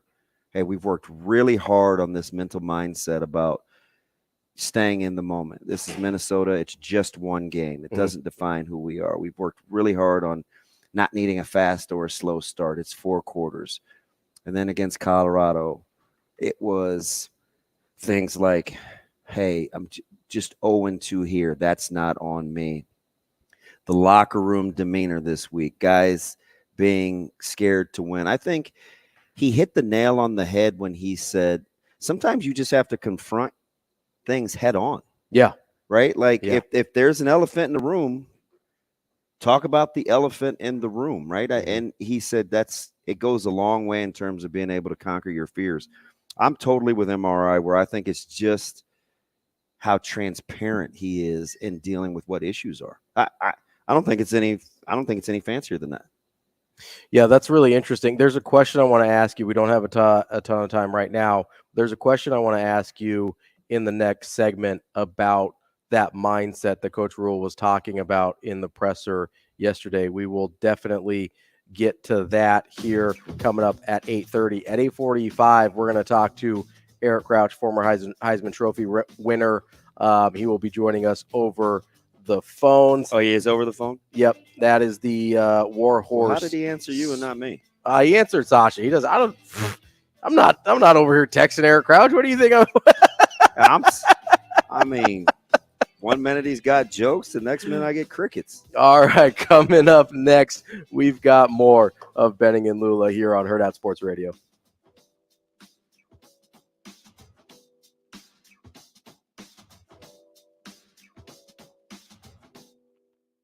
We'll be right back in 5 minutes.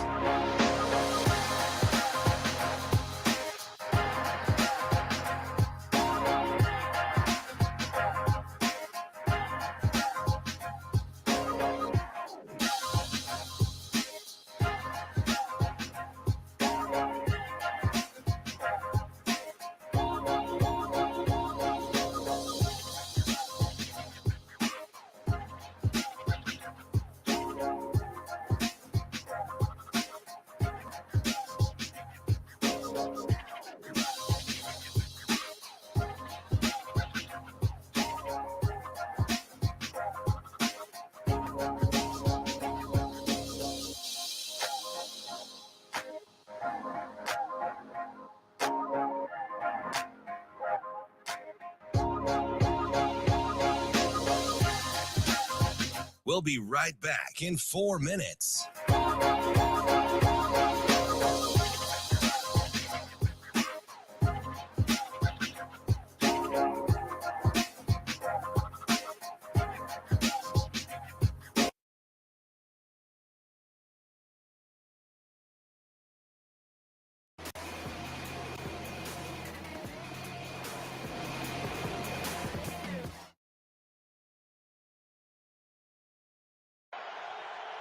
Tracy Wistrom also in the game at tight end.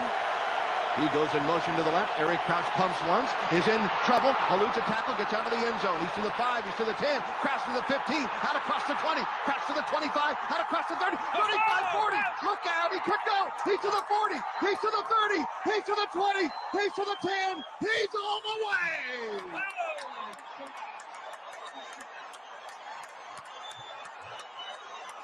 Totally unbelievable.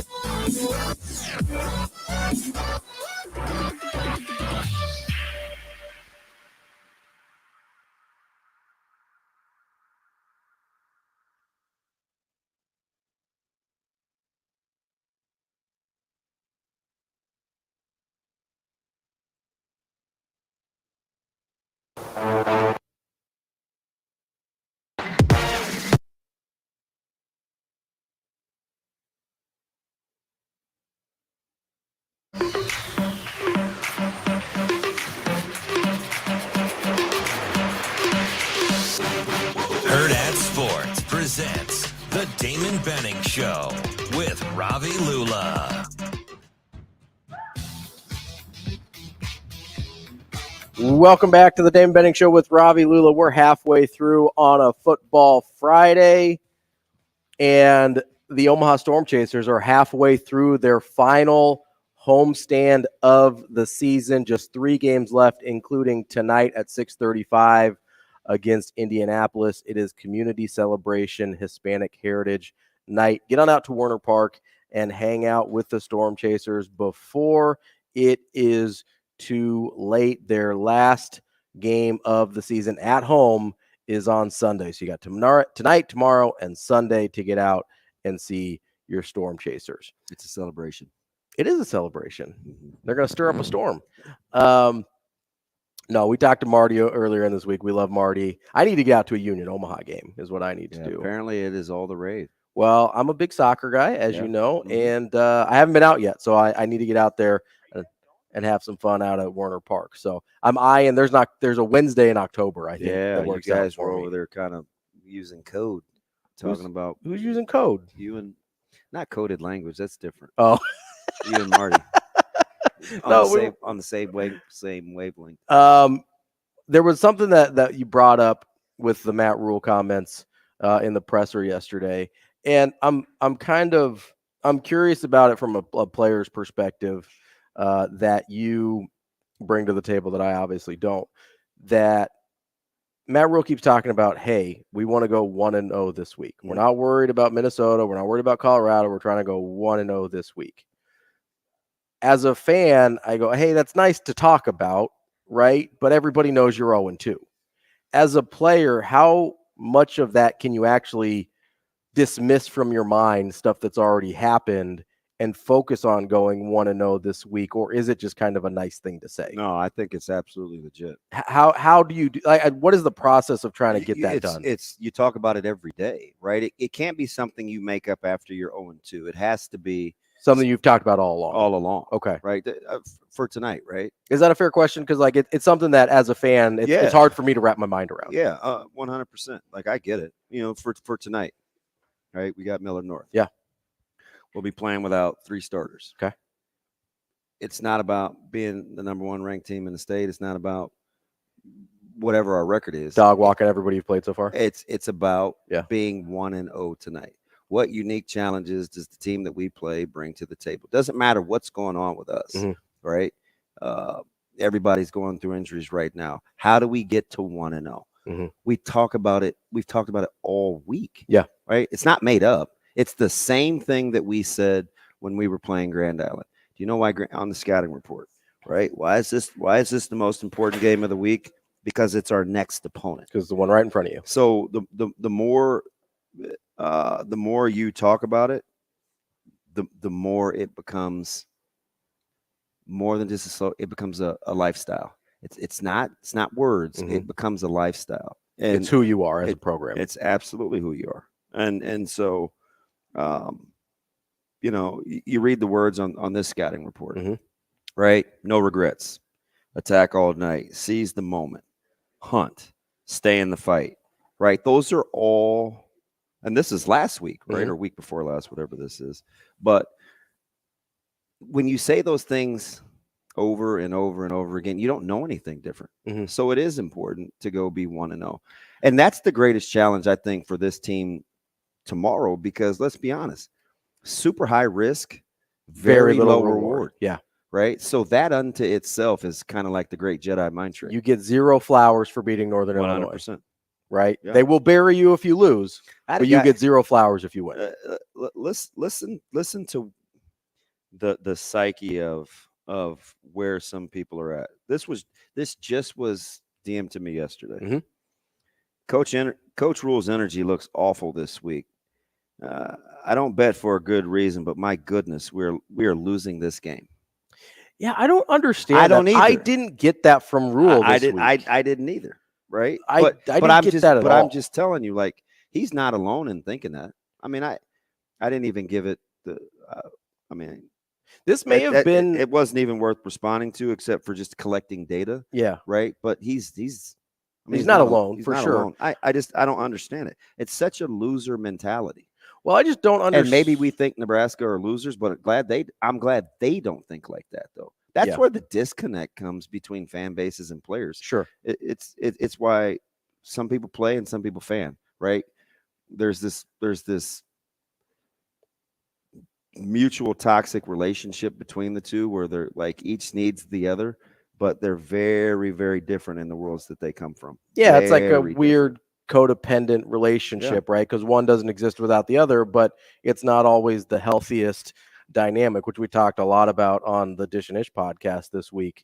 Kind of got pretty deep on that part of it. That was a doozy. So I'm as I'm thinking through this, right, and trying to develop that sort of mentality and being process oriented versus results oriented, do you find ways to measure quote unquote wins in terms of, hey, obviously you didn't win the game there, but in order to keep guys kind of engaged and bought in on the process, do you have to find ways to say, hey, we did X, Y, and Z, that's a win. We did 1, 2, and 3, that's a win. And if we keep stacking these subcategories, I think that's the approach. People don't want to hear it, but that's the approach. Right. You're trying to be better than you were the previous week. Right.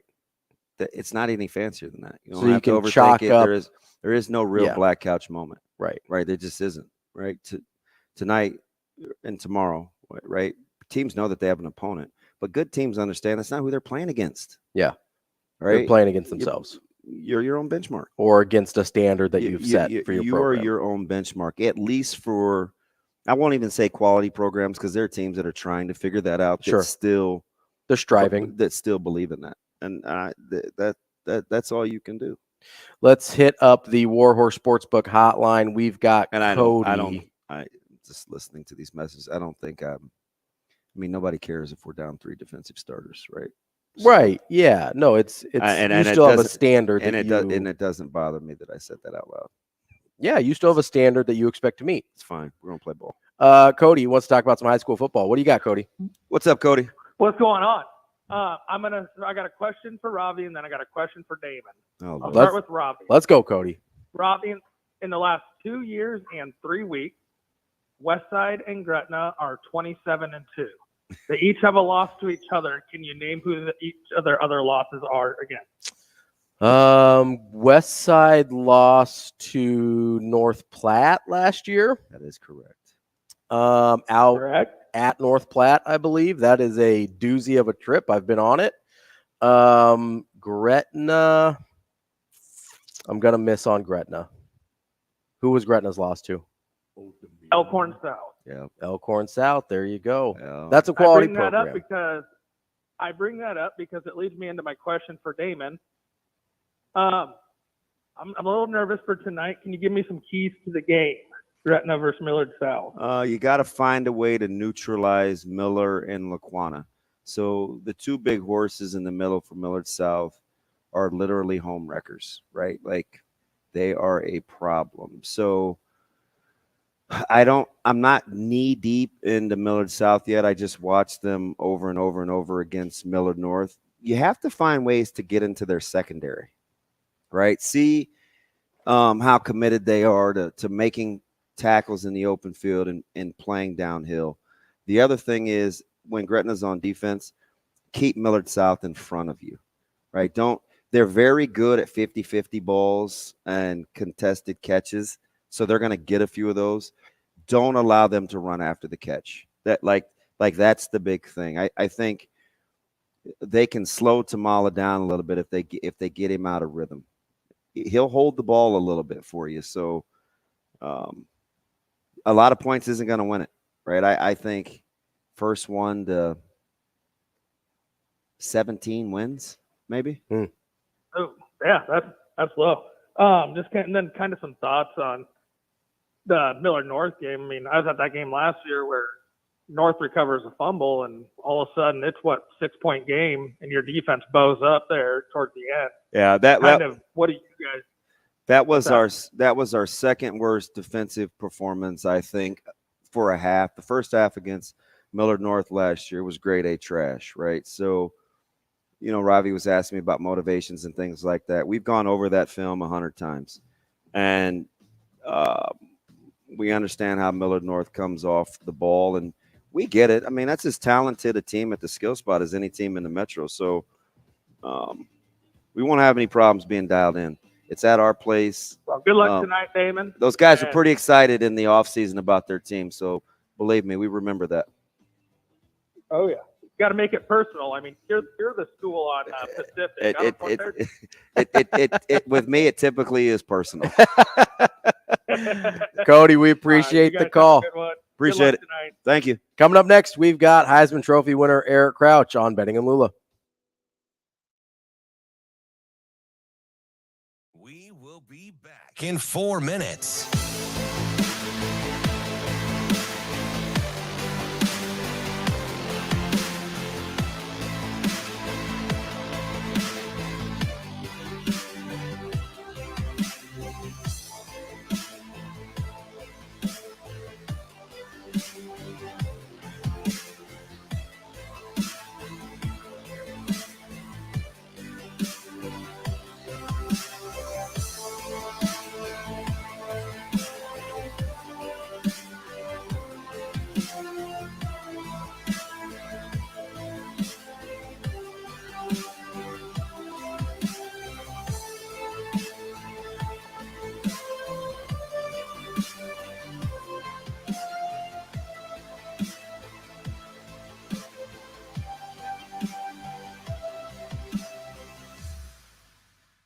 We will be back in 3 minutes. Wistrom also.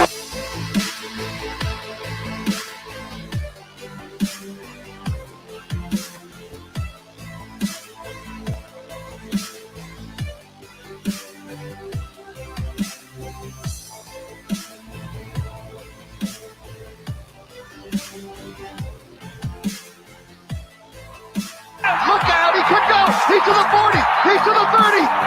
Wistrom also in the game at tight end. Wistrom also.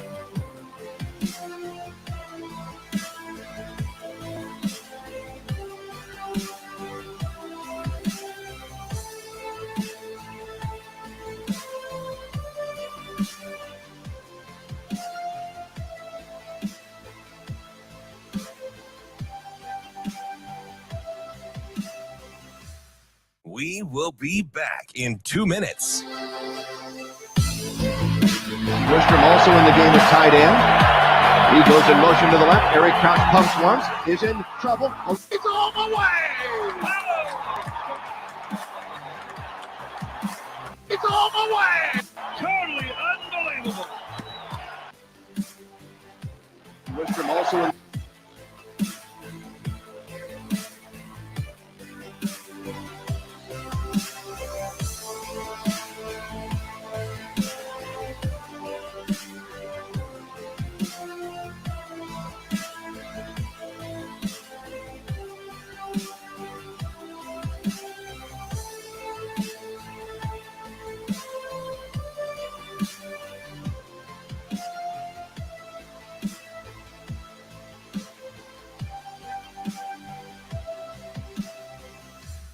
We will be back in 1 minute.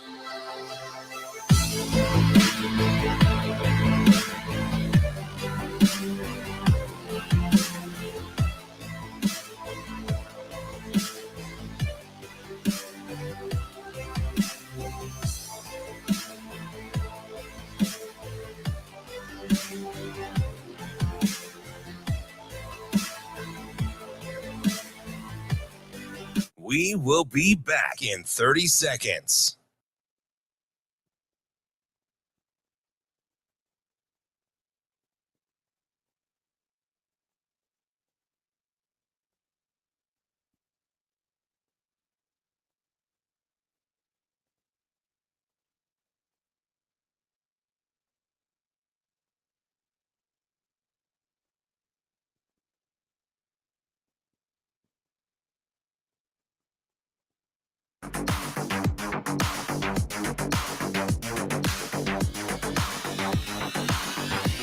Hurrdat Sports presents the Damon Benning Show with Ravi Lulla. Wistrom also in the game at tight end. He goes in motion to the left. Eric Crouch pumps once. Is in trouble. Eludes a tackle. Gets out of the end zone. He's to the 5. He's to the 10. Crashes to the 15. Out across the 20. Crashes to the 25. Out across the 30. 35, 40. Look out. He could go. He's to the 40. He's to the 30. He's to the 20. He's to the 10. He's all the way.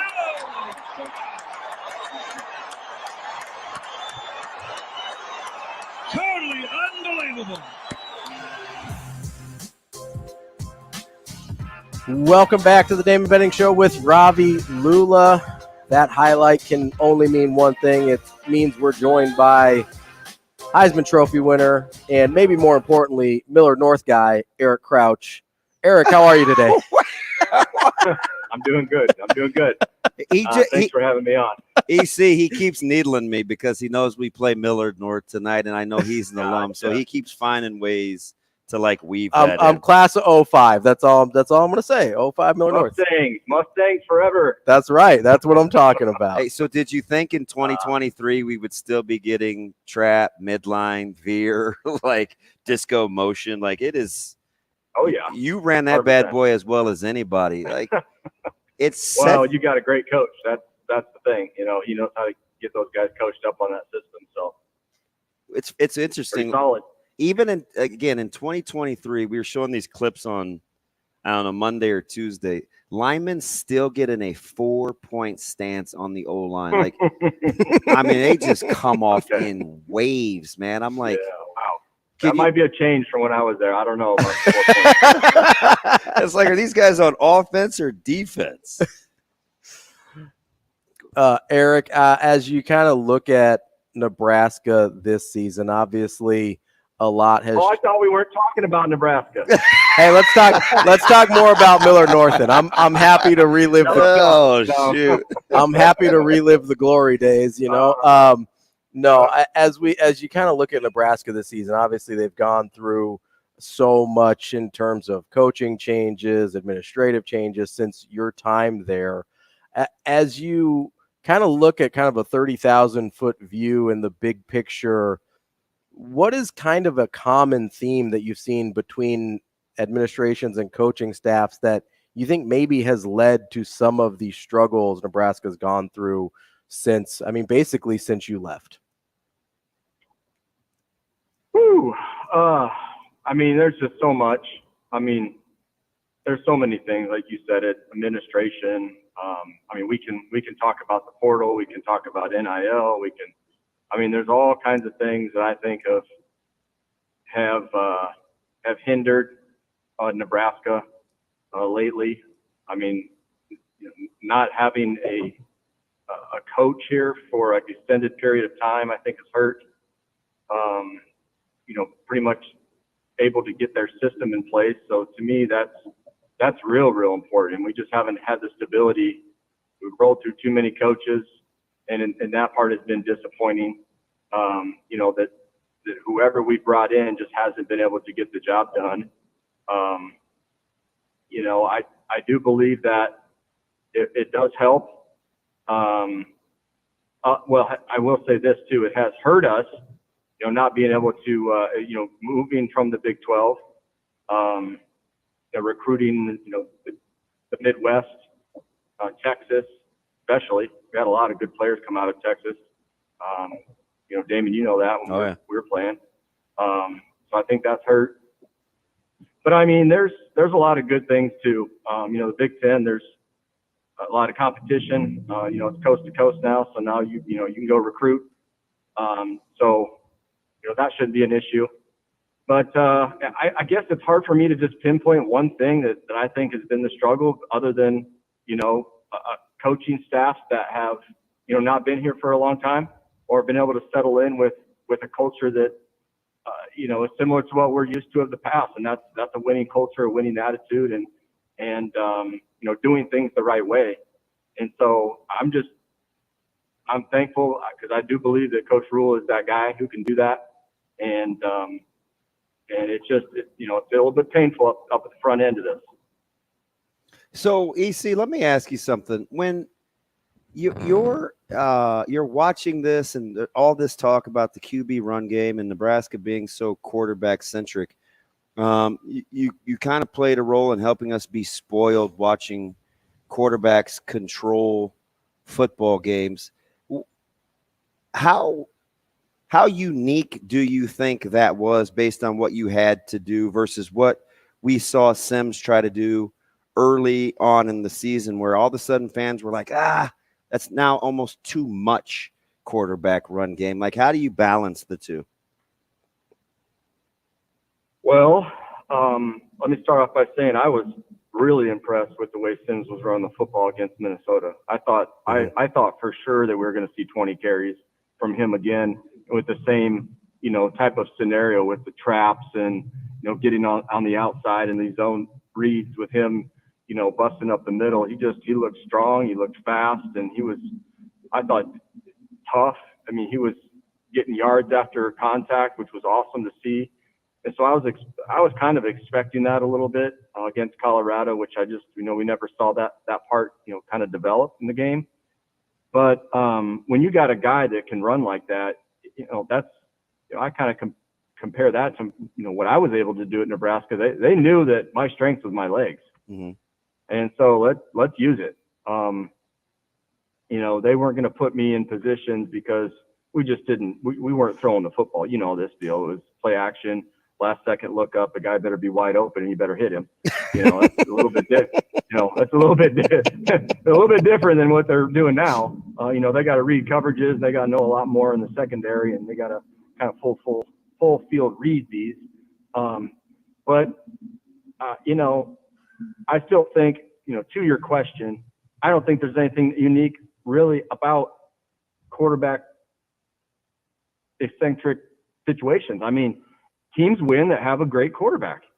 I mean, I don't know. You go look at all these teams right now that are winning, and I pretty much guarantee you they got a really strong quarterback behind center. So it's not a position you got to take lightly. You got to find a guy that can get the job done back there and that can win you football games. And so I kind of think there might be a situation brewing. I don't want to start anything on the quarterback room, but it's like you got to find a way. And I'm really a Jeff Sims fan. I think he's a big, strong kid that can use his legs to get it done. But I'll never forget Turner Gill telling me, like, at this position and at this level, you got to be really smart with the football. You got to take care of it and protect the football. And it just comes down to that. And if you can't get that part of it done, then Nebraska is going to be forced to look in other directions. We're talking with Millard North High School great Eric Crouch. No, that's what we're on now. Okay. I love it. I've used you as an example over the last couple of weeks because, as you mentioned, Jeff Sims is a big, strong guy, 6'4", listed at about 220. Obviously, that's a little bit bigger than you were listed at. And a lot. No offense, I think they may have given you a little bit on the listing as well. But people always ask about, hey, can he take these many hits? Can he take these many hits? And then you spent your entire career basically exclusively on QB run game.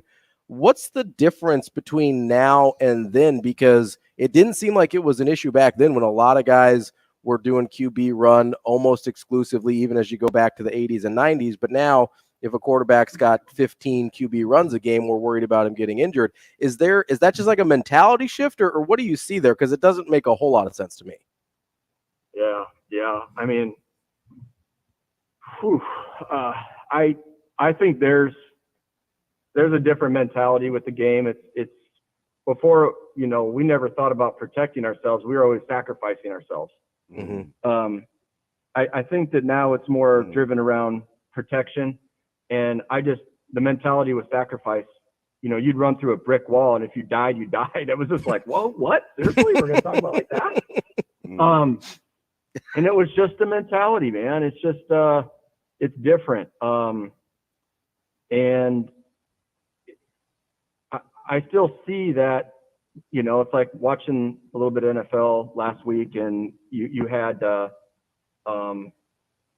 Allen from the Bills who was running and he didn't dip out. He put his head down and like stayed in bounds, and the coach was like, man, you got to be smart. They caught him like pointing to his head, like, be smart. I get it. That's a little bit different. And these guys are being paid millions and millions of dollars, but I don't want to see college football go that route. I'd like to see the purity, and I'd like to see guys, playing it for, they love the game. And I'd like to see more teams running the quarterback. It's, to me, exciting to watch. And, this guy's a tough guy. I think he can do that. I mean, if we're talking about what we've got right now, you got to use the strengths, and you got to use the abilities of our players currently and put them in good positions to be successful. And, after watching that Minnesota game, I just thought that Sims was pretty dynamic running the football, and he was getting, north and south pretty good. Do you think a win helps cement kind of the philosophy that Coach Rhule is trying to instill in terms of being other-centered, the culture building, the plan for one another? Does it have to boil down to the results at this point, do you think? Not in year one. Okay. We want it to, but not in year one. That's Eric Crouch, Heisman Trophy winner and former Husker, because DB's getting a little cranky about the Millard North stuff. No, it's all good. But that's my guy, Eric Crouch. We appreciate your time. We know you're a busy man. Absolutely. Hopefully we talk to you again soon. Thanks, EC. Call anytime. You bet, man. All right, coming up next, we go to high school football with Mike Sautter here on Benning and Lulla.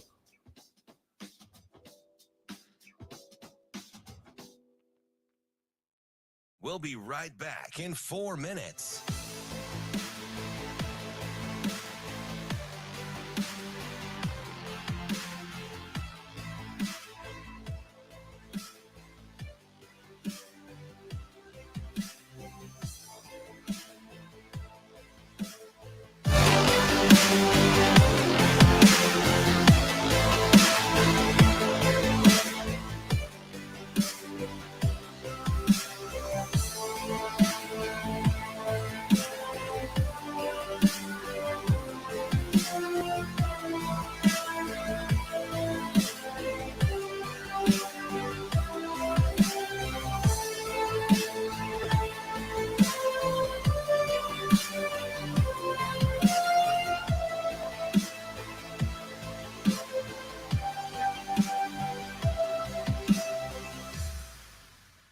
We'll be right back in 3 minutes.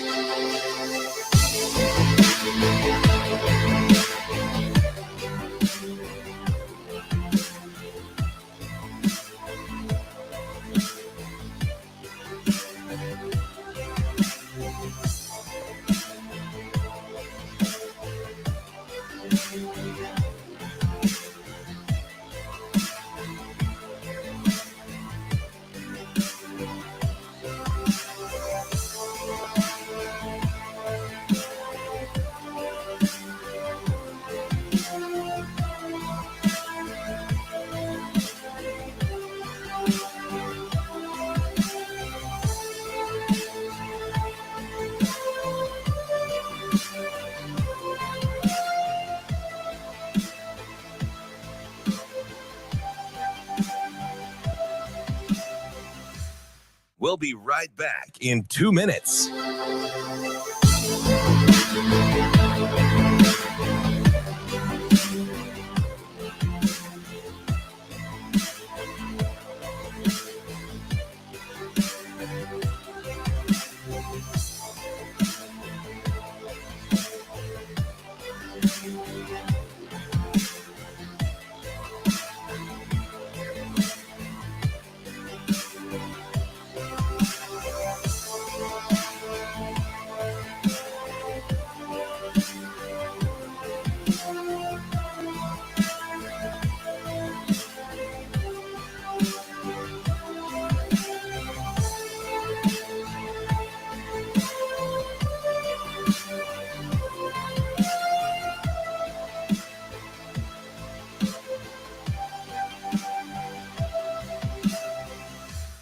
We'll be right back in 1 minute.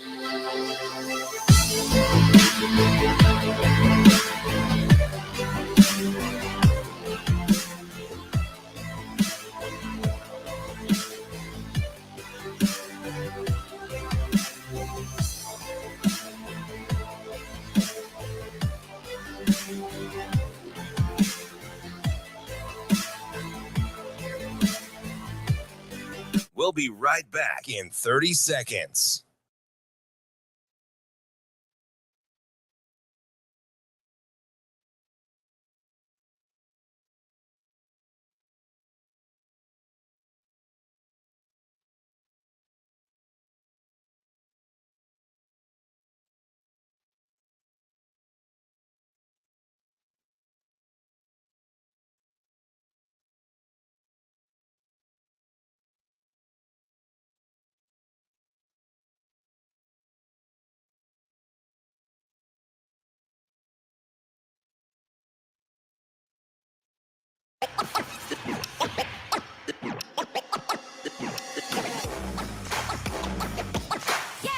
Hurrdat Sports presents the Damon Benning Show with Ravi Lulla.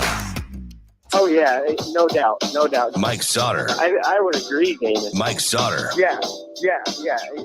Mike Sautter. Oh, man, you're going to put me on the spot. Mike Sautter. Kicking off hour number 3 on the Damon Benning Show with Ravi Lulla. Want to tell you real quick before we get to this guy over here about our friends at Dingman's Collision Center.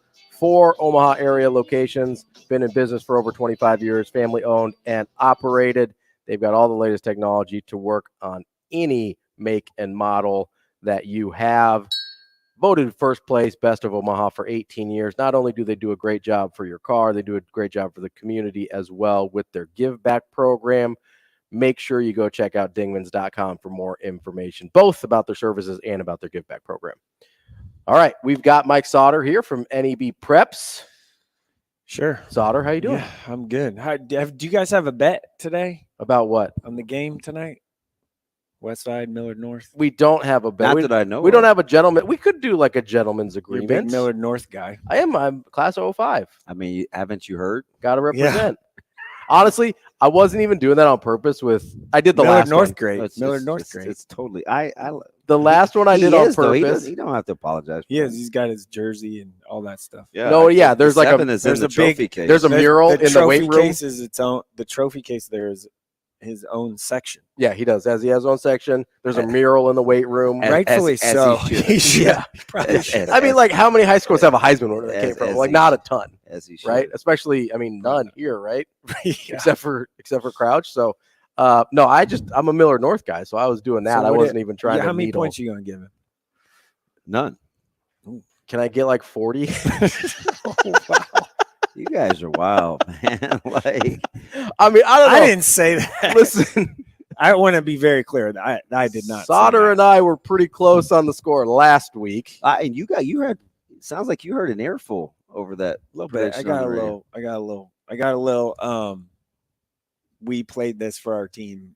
So, you know, the funny thing about that is, like, one of their coaches put that on me. Like, I came through the back gate, and I was like, "Oh, hey, man, appreciate you grabbing the gate for me." You know, whatever. I said. He's like, "Yeah, you know, even a broken clock is right twice there, whatever." Because just so happens he happened to be back there, and he goes, "Hey, man, it's not gonna be like you think tonight." And I looked.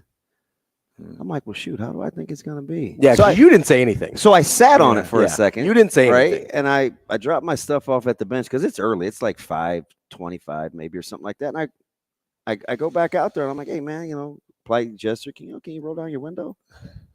He's like, what's up? He goes, I said, for the record, I don't think it's going to be any kind of way. Like, I'm prepared to play football. Like, don't put that on me. Yeah. And he was like, oh, I listened to the show. I'm like, okay.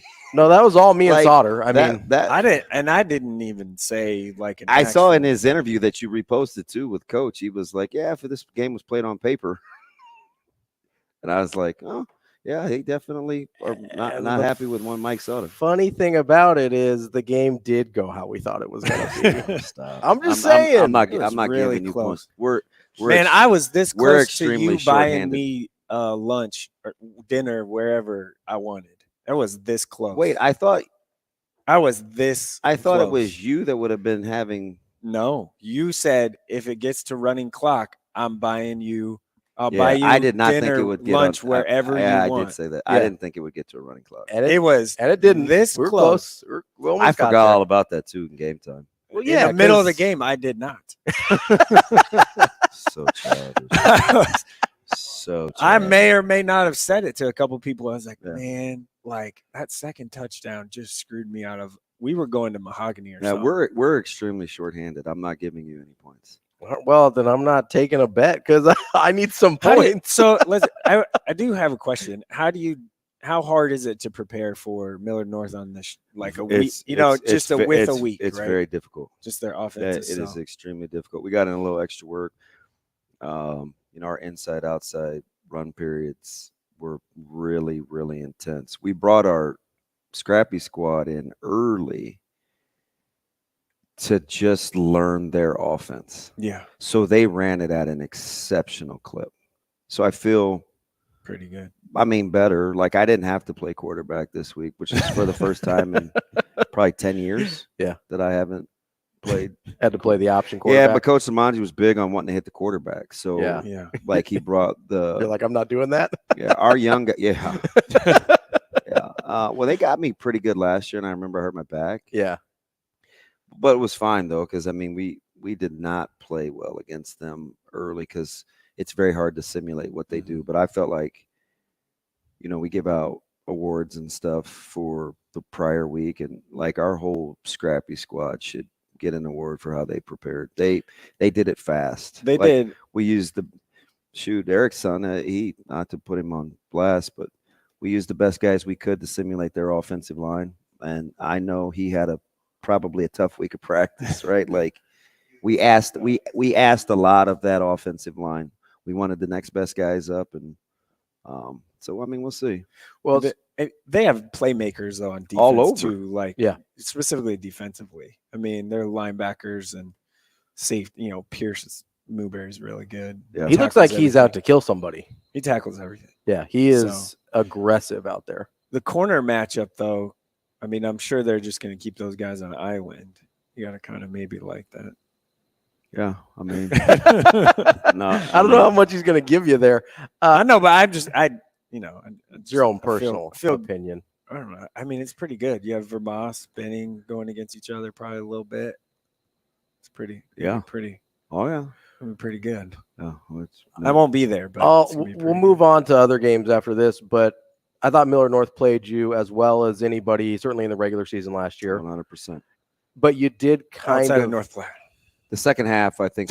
I mean, that was a great chalkboard. Like, I remember that halftime specifically. So that was what I was about to ask. Is you mentioned how difficult it was in the first half.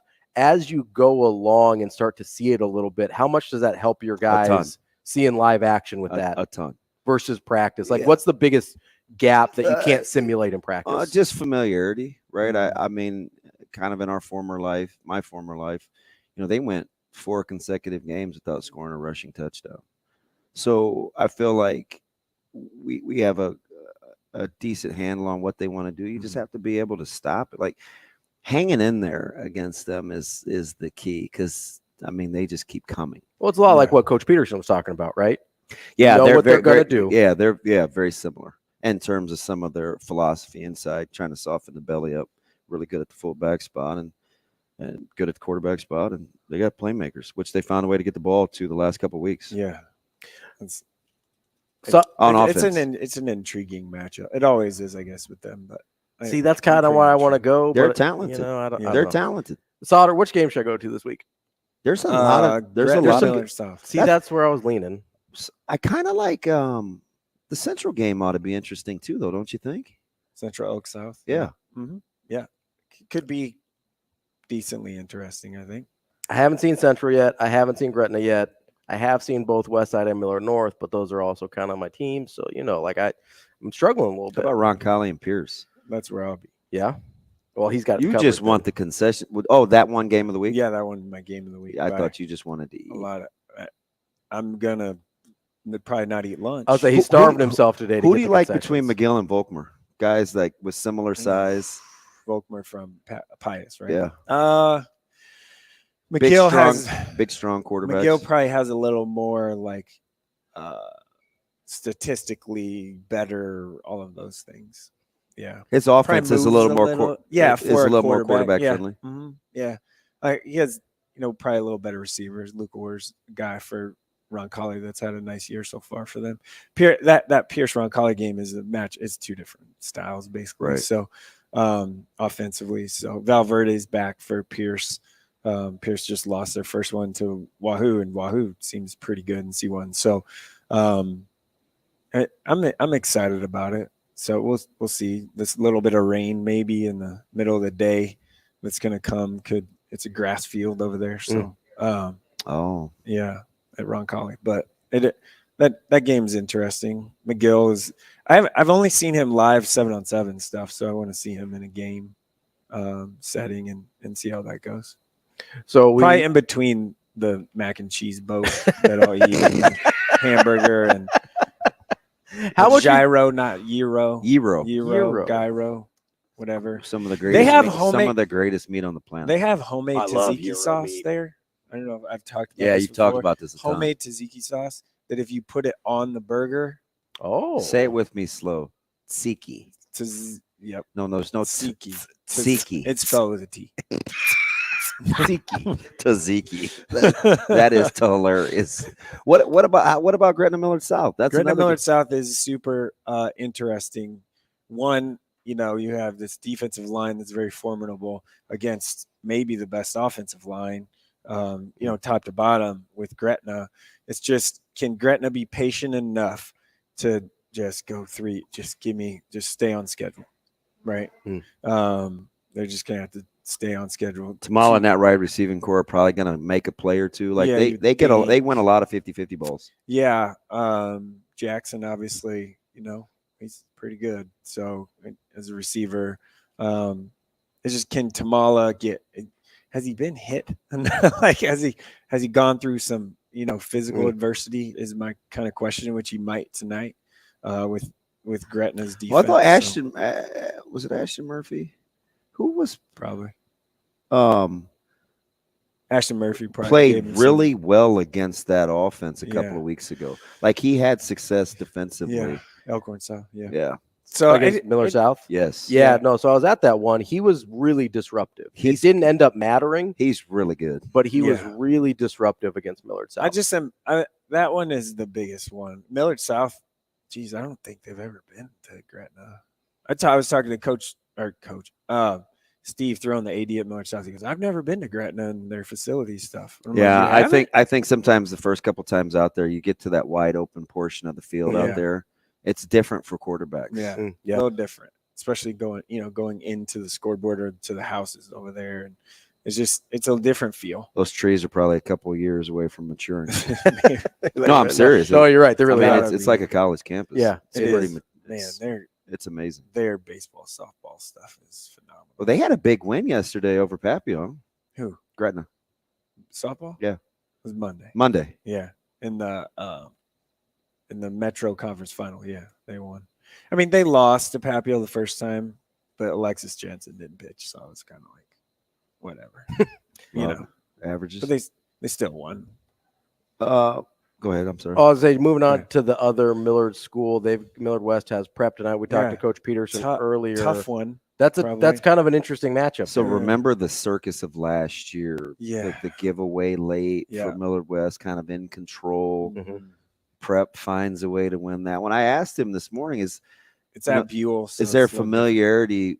Because there's some similarities on offense with like inside run game and kind of one receiver. They're kind of mirror images of each other. Oh yeah, McClay and Jackson Williams would be fantastic. That matchup is, that's intriguing, very intriguing, because they're both, I think, pretty good and pretty undervalued from a recruiting overall perspective. Are there similarities between Caniglio, Prep's quarterback, and Peterson? Well, Peterson probably runs a little better. But Caniglio keeps plays alive. Like he's kept them in games. Peterson is a tough son of a gun. Yeah, he's really tough. Mentally, I think he's really he tough. He takes some shot. Well, he's like his dad. I mean, his dad's pretty tough-minded. I kind of like Caniglio a little bit. Do you? I do. He's a playmaker. Yeah. He's scrappy. I've seen him twice, I think, now, and I kind of like him. He took some shots against us, boy. He did. He just kept coming. I'm sorry, I got distracted. On the TV behind you, it says, could the Jets acquire Kirk Cousins? No, we're fine. We're good. No. Would you even want to? No. Okay. We're good. Final year of the contract, what are you going to have to give up? You ain't giving up a first-round pick for no Kirk Cousins for 1 year. It's a rental, and first-round pick. I love how people think about Kirk Cousins. No, I think he's good. Hey, you have Zach Wilson. You think you're in a position to thumb your nose up about anybody? Kirk Cousins is one of the top. Schaefer and I had this conversation last night. He's one of the top, 12 quarterbacks in the league. I would take him on my team. I would not give up a first-round pick or Sauce Gardner for him, which people were talking about. Well, so you're different. I mean, Sauce Gardner, get out of here. My question would only be where is your ceiling with Kirk Cousins? Obviously, it's higher than it is with Zach Wilson, but is it high enough to want to maybe mortgage the future a little bit? I mean, that's the question. I wouldn't do it because you're already giving up a second-round pick for Rodgers, who's not playing this year. That's a good investment. Wow. Too soon. I'm sorry. It's been like 4 days. You're fine. Still you might go mow today, actually, again. Twice. Just you relax yourself a little bit. You wrote a story over on HailVarsity.com about a bunch of the Nebraska high school kids that are going to be in attendance tomorrow. Caleb Benning at Nebraska's. I've heard of him at Nebraska's home opener. Obviously, you mentioned Caleb Benning. The guy I'm maybe a little more interested from Westside being there is Anthony Rizak. Who are some of the highlights there in terms of visitors? I didn't get full list or whatever, but just from what I saw, the Rizak one's super intriguing, and I wrote about it. Like, what do you do with him if you're Nebraska? You have the quarterback committed. Obviously, he's not going anywhere. You feel good about him, probably still, right? I would think. And so do you bring them both in and say, we'll figure it out? Do you take 2 quarterbacks? That's kind of tough. People used to do it all the time, though. It wasn't that uncommon not that long ago to take 2 quarterbacks in a class. Or do you take it, or do you gray shirt him? Like, maybe that's an option. Like what they did with Gifford? Yeah, you go like has it's basically half a a semester, 5 for 4 or whatever.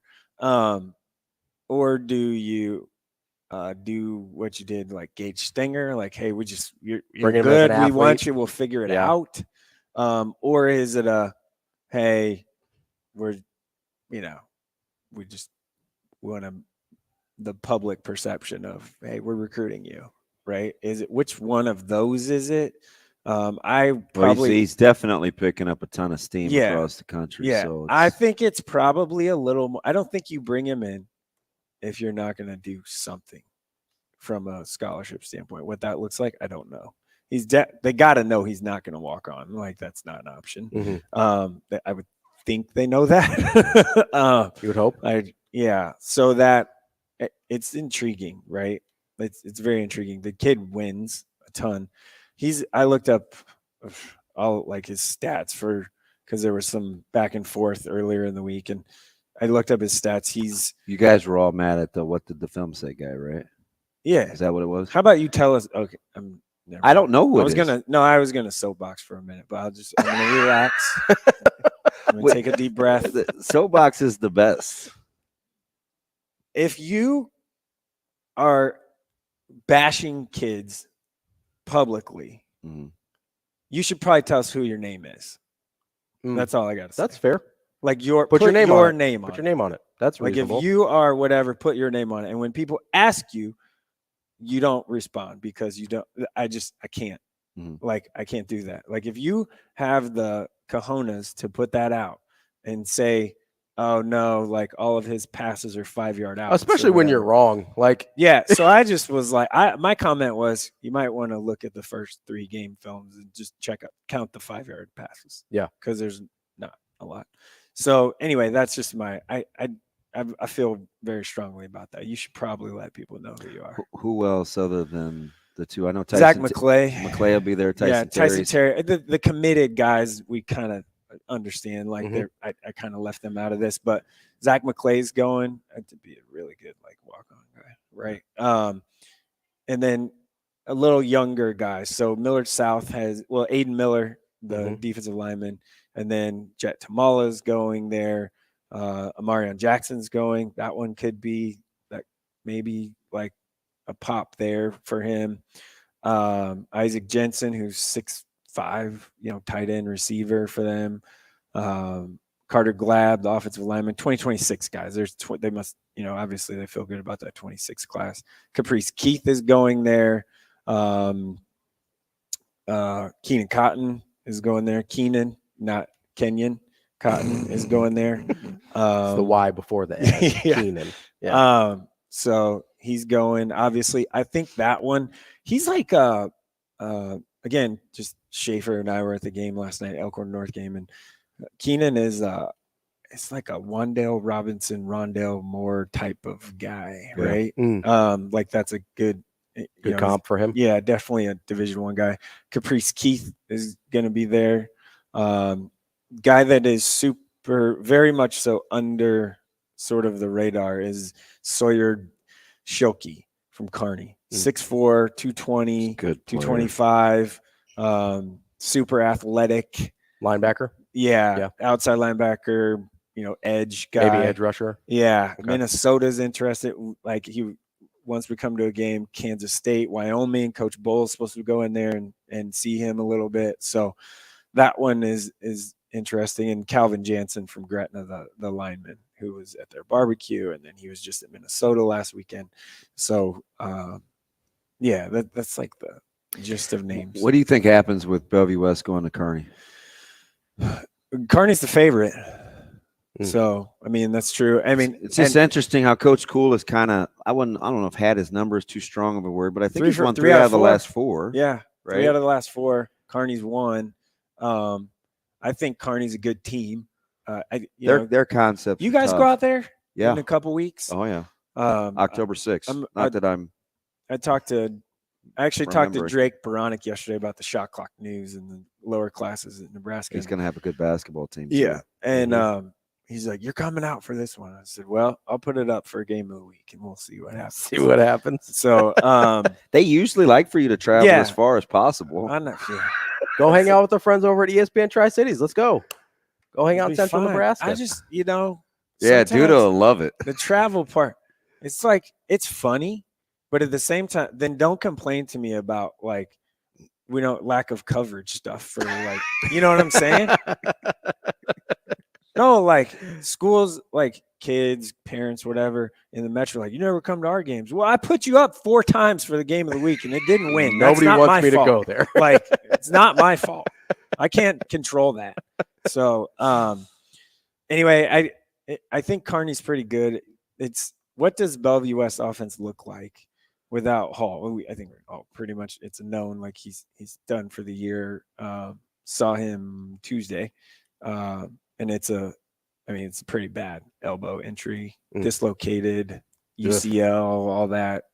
Not an MRI done yet, but that's happening. And then sounds like McMorris maybe is a little banged up. Yeah, that's the word. Yep.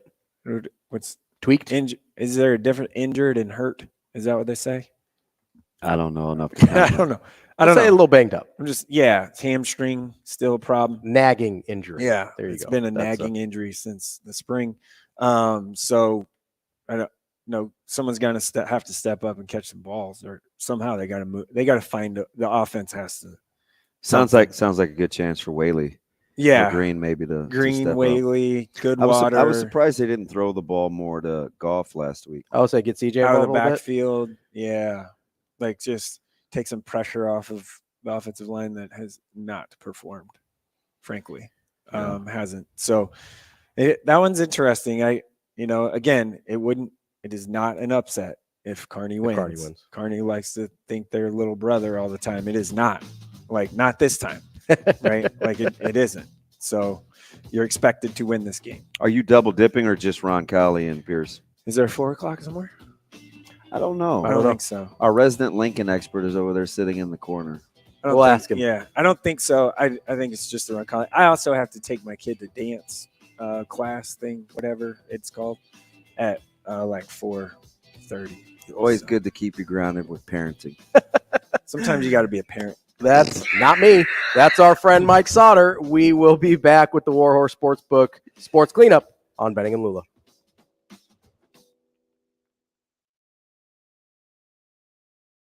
The show will be back in 5 minutes.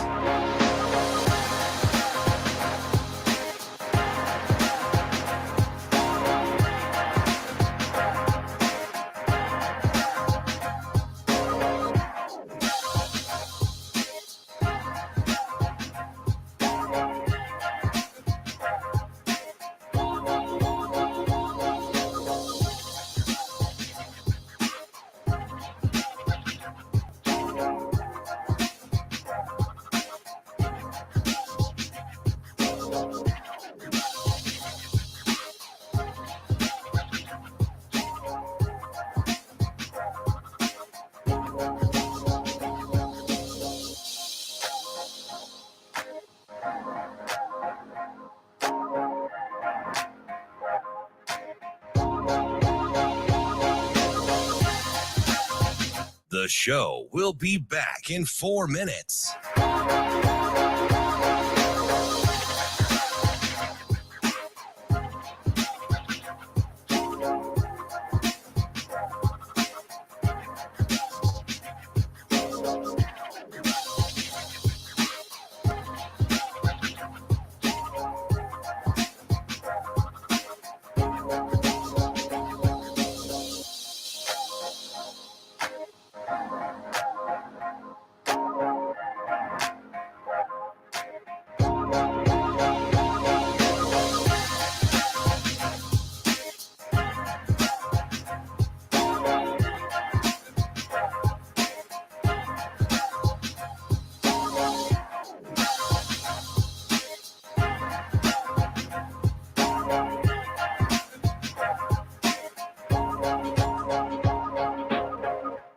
show will be back in 3 minutes.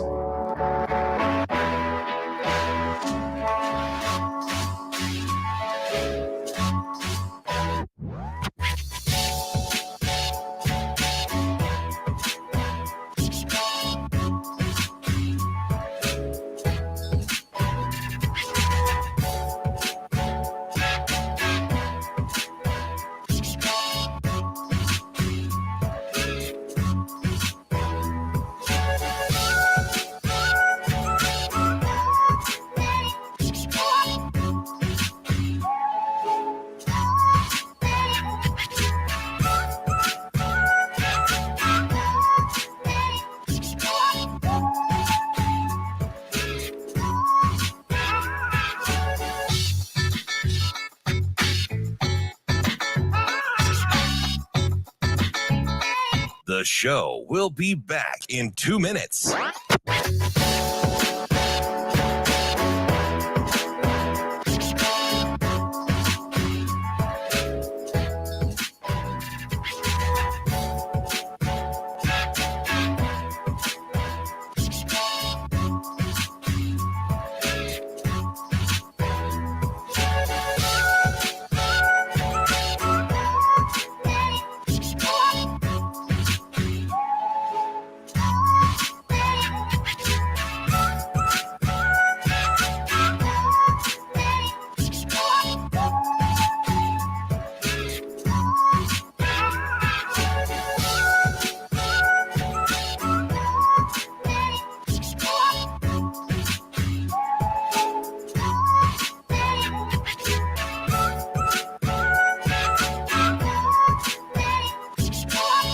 The show will be back in 1 minute.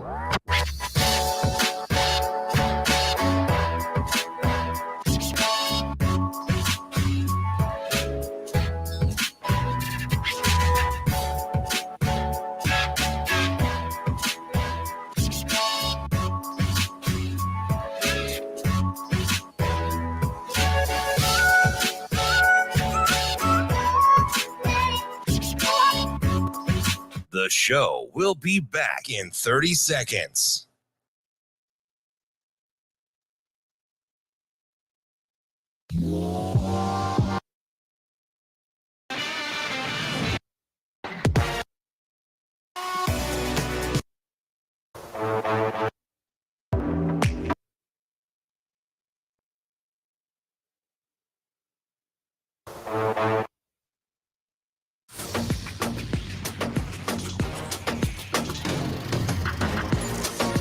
Hurrdat Sports presents the Damon Benning Show with Ravi Lulla.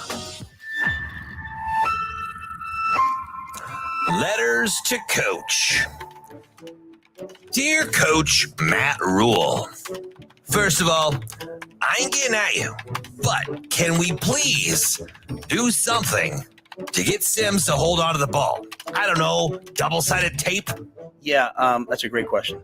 Second, maybe we make some play calling adjustments to help out said quarterback. If double-sided tape isn't working, we got to figure something else out. Am I right, man? And again, that's why I'm saying what I'm saying right now in the way that I'm saying it, because I want our players to hear it.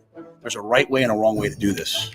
Thirdly, please obtain more possessions of the ball. I mean, that's just math, right? It's not going to be quick fix. It's not going to be overnight. Fourthly, unforced errors? I mean, come on. I think several things can be true. The turnovers are one thing, and that's so obvious that we all know it. Fifth, let Fedoni be a threat, the threat that he is. Dude's a monster. Let him do his thing. I think it's just very simply who can help us win and who can't. Does that make sense? Lastly, and I'm just pointing out the trends here, you play to win the game, right? We're trying to learn how to win. You know what I'm saying? Trying to learn how to win. And that's everything. For the love of everything holy, just beat Northern Illinois. Nebraska's going to take over at the 21 of Northern Illinois. Martinez. The shovel pass to Washington. Washington makes a couple of moves to the end zone. Touchdown. Handoff up the middle. Breaking free is Mills. Touchdown, Cornhuskers. It's kept by Martinez to the end zone. Touchdown. Adrian Martinez with his third rushing touchdown of the year. Little tempo here by NIU. Bowers out of the pocket. Throws, and that pass is picked off. Intercepted by Braxton Clark. Whole running back group, really. It's kept by Martinez to the end zone. Touchdown. If you can't get up for this game, then you don't need to be here. Thank you from Husker Nation.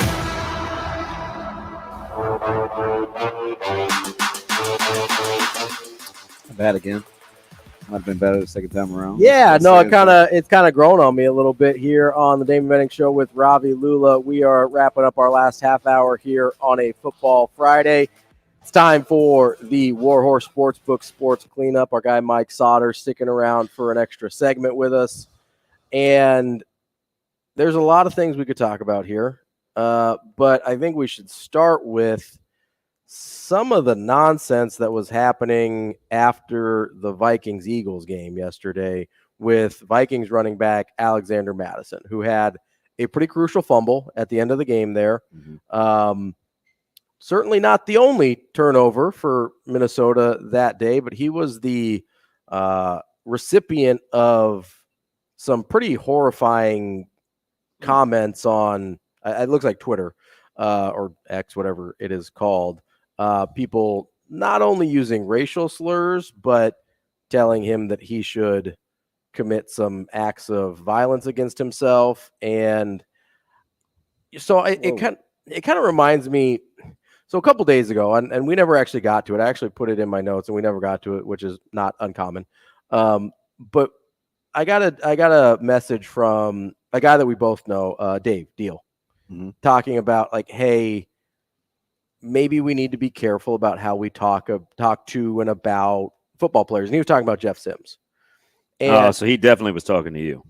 Yes, he was, which is fine. I think he tagged you in it, but he was talking to me mostly.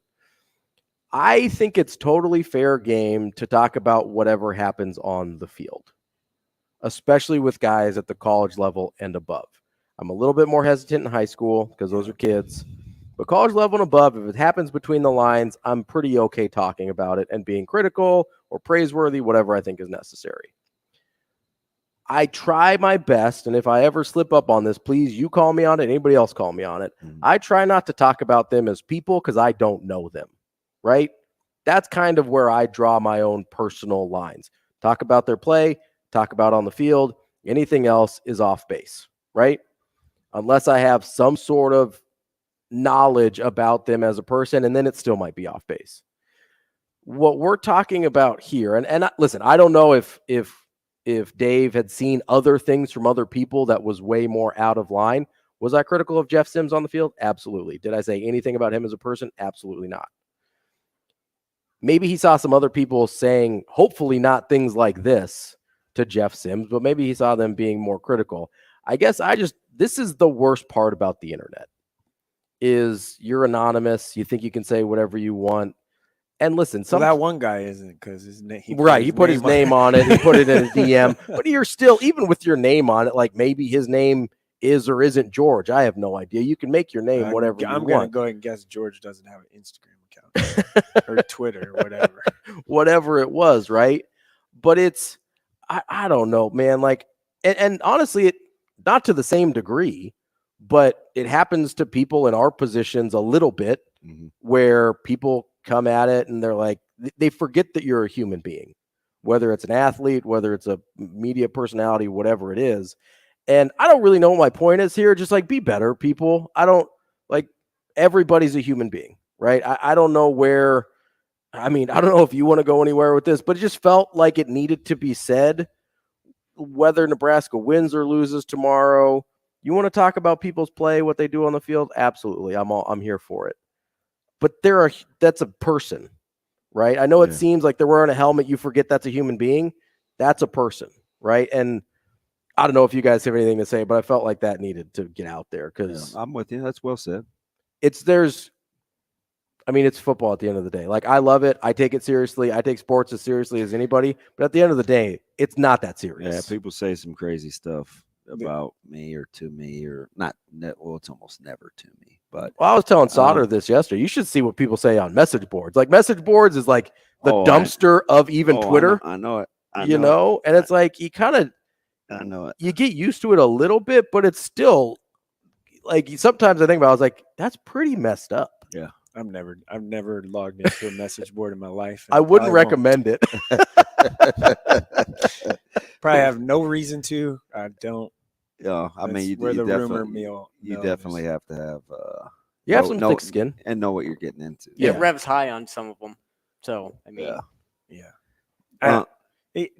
let's just face it, like there is no place for the racial at all. Like if you feel that way, like we cannot be friends. Honestly, the mental health stuff bothers me almost as much as the racial stuff does. Oh, they're telling him to go commit suicide? Yeah, that's like that is like that goes so far beyond anything that is ever like I don't know. That to me is honestly might bother me more than the racial Let me ask stuff. you guys something. Do you think guys getting NIL and gals getting NIL changed the way that we talk about college athletes? I think it didn't, but I think people use it to justify how they already talked about college athletes. I wondered, right, whether from a critical standpoint, whether that would be they're getting paid now. Yeah, they're professionals now. It's okay. But it's like no, it wasn't okay with professionals either. You kind of seen it. You kind of seen it creep in a little bit more though. Mm-hmm. Not, you know what I mean? Where it's, I think we've now kind of put them in a. Especially with the freedom to move, the portal, the NIL, I think it is totally. It feels a lot more professional. I think we're a lot quicker to become aggravated when it doesn't go the way that we want to. Because I mean, there's some serious vitriol, and there's just a way to do it without. And I struggle with this. There's a way to be critical. Well, it's even hard. It's even hard in high school. Yeah, you can't. Right. Yeah, high school is way hard. Because those are kids. That's why I normally. Yeah, and I mean, there's lots of things you want to say, you just don't. Doesn't make it a good idea, right? I don't know how you can. Finding the balance of, hey, I need to tell it like it is because that's being honest. That's doing my job, but at the same time, doing it without personal-ish attack that sounds personal it's delicate. Because I know some people, even with the way I've talked about Jeff Sims, think I have a personal thing against him. And I don't think I've said a personal thing about Jeff Sims. And you can correct me if I'm wrong. No, I don't think I have, right? But because I've been critical, people are like, oh, why do you hate Jeff Sims? It's like, no, I'd like him to clean up some of the turnovers. We had the call the other day where the guy was messing with you about. Yeah, and he was obviously joking, but I think there is a perception out there when you're critical of someone, even if you don't go there, that people sometimes receive it as personal. And so it is a really tough line to walk. But you know it's not a tough line to walk? Don't be that guy that's DMing Alexander Madison, right? That's not a tough line to walk. That is basic human decency. And if you can't meet that level, we are done here. Telling someone to kill themselves and calling them racial slurs is probably never okay. Yeah. No, you can take the probably out. You could take the probably being out a little there. whatever. But there's no way. Like there's zero chance that that's ever acceptable. So. Coming up next, we've got Matt Vrzal to wrap up our Friday show and our week here on Benning and Lulla.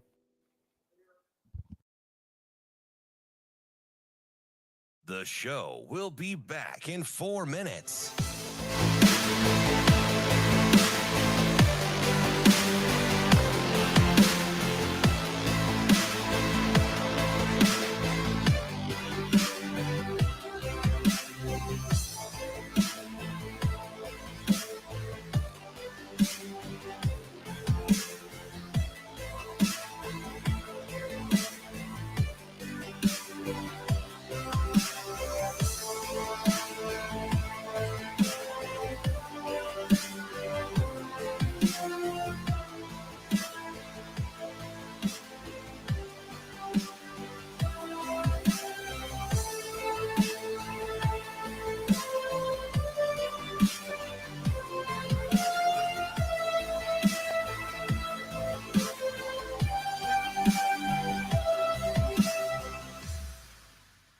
The show will be back in 3 minutes.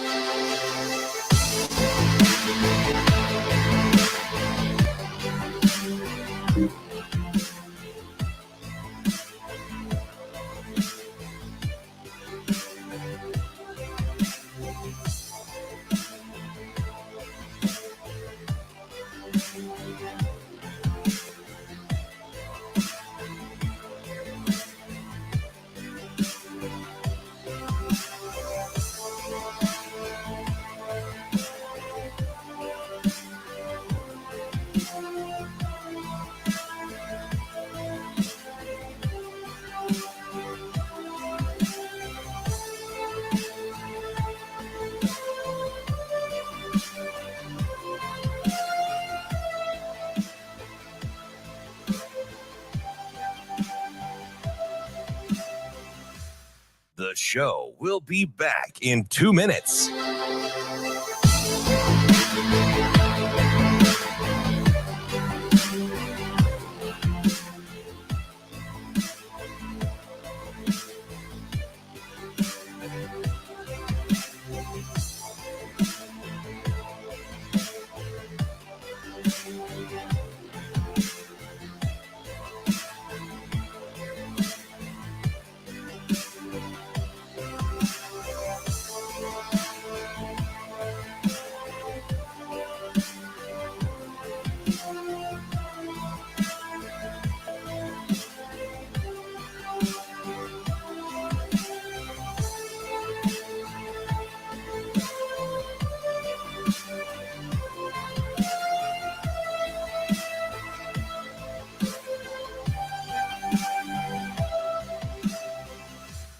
The show will be back in 1 minute.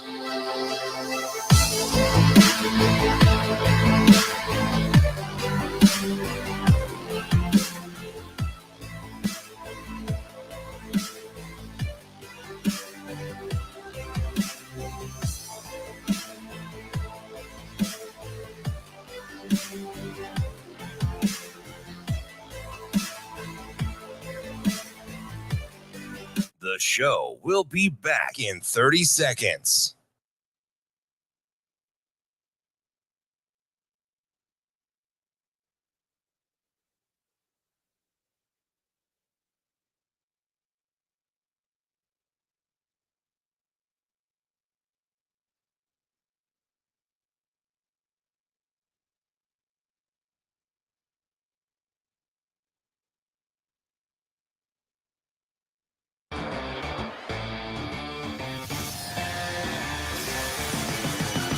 Hurrdat Sports presents the Damon Benning Show with Ravi Lulla. Now let's find out what Matt Vrzal is better at, telling stories or making pizza. Matt. Matt's an exceptional young man. Matt Vrzal. Happy birthday, Matt. You know, Matt, he's a tremendous athlete. Matt Vrzal. Come on, Matt, I'm with you. You know, like Matt Vrzal, you're one of the sexiest people in the world, but you're not one of the most beautiful. How does that happen? Here is Matt Vrzal. All right, Matt, thank you very much. Wrapping up the week of the Damon Benning Show with Ravi Lulla with our friend Matt Vrzal, former Husker and owner of Paisan's Pizzeria. Verz, how are you today? Same as last week. We're above the dirt. Whoa.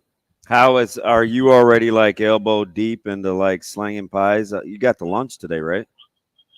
Yeah, we got a lot of lunch. And then we got some other folks that are calling in. So no dining room today. We will be strictly carry out. Oh, sad. That's how you. Well, this is weird talking to a business owner that makes money, but is there some like good in that too, right? Where you can limit one area but keep generating in another? It's not all bad. Right? Well, it's in a perfect world, you have enough people to do both. But we had somebody got in a little trouble a couple weeks back, so they had to go get some stuff done to their car. So what? I think I know what that means. What time? I get some stuff done to their car. Hey, if you want to be able to start that. Hey, so what time did you get there, Matty? 3:30 in the morning. Hey, so yeah. Wow, goodness. Hey, are you gonna? Does that give you a better chance to make Elkhorn, or worse? No. We got. It all depends on how long the install takes, because that now has thrown chaos into the morning, and then we'll see. Hopefully, it doesn't take very long to do that. Yeah. If anybody online knows that, just shoot me a text there. Let me know how long that takes. But yeah, we're just scrambling a little bit. Install what? I plead the fifth. Oh, I know there you're it is. Yeah. Good morning. You're talking about the Oh, Yeah. like the starter in a vehicle. I got you. How we doing? How we doing today? Get your feet running a little bit. Listen, man, Right. it took me a second, right? Like, I thought you were putting in a new oven at the shop or something. Yeah. Like, did the AC break again? Or like the freezer go out? hey, so when you're looking at this deal tomorrow, right? I think Nebraska, if they had their druthers, would play this thing in a phone booth. Yeah. It's obviously how Northern Illinois would want to play it. What would you do up front to help provide some help in terms of pass protection tomorrow night? Sorry for the noise. I don't know if Teddy P is healthy. Mm-hmm. Teddy P goes in, Corcoran goes to guard, and then I just go from there. I see how that works. If that doesn't work, I'd tell either Scott or Evans Jenkins, you're now playing guard, because Evans Jenkins may have the best feet on the offensive line. Like that kid, yeah, he can move. And that's what they need. Everybody wants to bitch at Corcoran, and he's got a lot of ammo for that. Some of this he's getting hung out to dry by the guard, and the guard has to be better. The guard, there's not being mean, not picking on. It's just you've had a sample size now.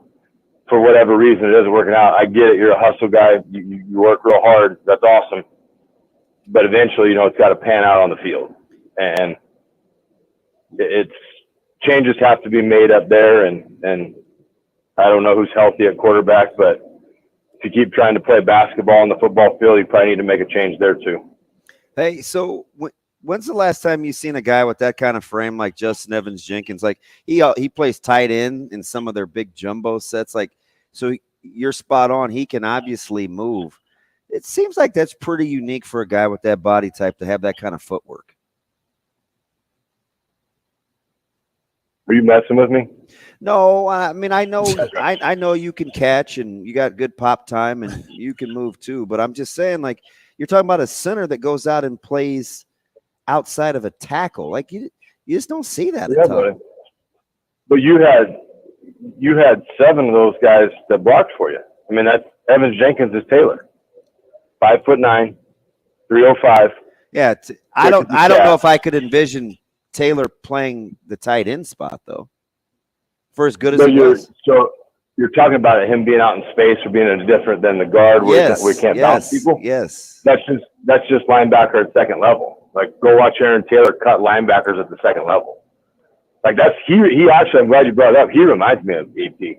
Like, he's wow. Oh, dude. He almost won a starting job. That's interesting. We could just eliminate the almost part. That'd be awesome. Oh, that's you'd have him playing. Oh, yeah, yep. You need a dog in there. Okay? You got some nice guys in there. You need borderline guys. It's borderline that he's going to get a penalty called on. But you don't have any of those. You don't have that. You have guys that I think have the potential to do it. But you got to have a dude in there. There was some chirping and some barking in the last game, and I liked it. But you got to have a guy that's about that life. Mm-hmm. And I think he is. I think it would just help the overall psyche of the group. Like, they need a spark plug. They need somebody in there that can create instant electricity and not change a lot of what they're trying to do. But you got to plug somebody in. You just have to. It's nothing against whoever you take out. It's just what we're doing isn't working. 17 points. Is that what we have? Is it even 17? 14 and 10, 24? 24 in 2 games? Yeah, 12. That's 12 points. 12 a game. Yeah. I mean, like, we're good. If that's our goal and we're good with that, then we'll keep chugging along and hope the defense can give up 9. But you changes get made all the time. Not to drub this into the ground, but the team we just played had a guy that started in the game they just won, and they benched him. Oh, they're linebacker. Yeah. They didn't think he brought the sauce. I was like, hey, bet. I'm in for that. So that's how you do it. So you're saying the offensive line needs a MF'er? Yeah, a bad one. Yeah, that's okay. A baddie, I believe, as the kids still say these days. They do? Baddie? I think so. I don't think that's I think that's referencing something else. No, he's right. Thank you. Generally speaking, he's 100% right. I thought it was more the opposite sex. You can both apologize right now. Wait, who's I kind of not you, Robin. You're good, DB. Verz, I haven't said a thing the entire time. Hey, did you watch that game last night on Amazon Plus Prime or whatever the hell that is? No. Yeah, absolutely. Yeah. You talking about Cam? Isn't it amazing what we could have had? God, he's unbelievable. Yeah. He's a monster. I'm gonna backpack. I just remember getting ridiculed. I called that dude a Sunday dude early, and people, you can't snap. I was like, juice is worth the squeeze. He's fantastic. There's 4 other positions you don't have to snap the ball, and he's getting mentored by the best in the biz. He's calling the calls up front. Jurgens is. Chelsea is literally giving him a live tutorial on an NFL field.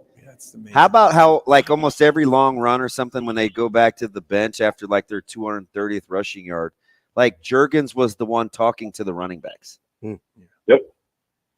This is what it could have been. I said it in high school. This is what it should have been. He's a tight end. He's a tight. No, high school guy. Don't you jump off the train here. Because you guys all told me. I never. You guys all told me. I never thought it was a time. Michael, you know I have cameras in here that have audio. Whoa. Let me call you Nancy. That's my mom's name. That's my mom's name too. Oh. I have cameras in here with audio, Mike. That's fine. I can tell you that I never thought he was going to be a tight end. Me personally. I can tell you you said it to me. No way. There's no way. Hey, so Nancy. So yeah, I'm happy. I'm just happy for the kid because you finally get to see what it is, and it's awesome and good for him. Did his way. Good on Kelsey for being just a dude. Like, hey man, I think this kid is the best in the draft. We're going to draft him. Well, he plays your position. I know. I'm going to train him to take my position while getting live reps in the safest place in the world next to me and Lane Johnson. Yeah, not a bad deal. What an opportunity.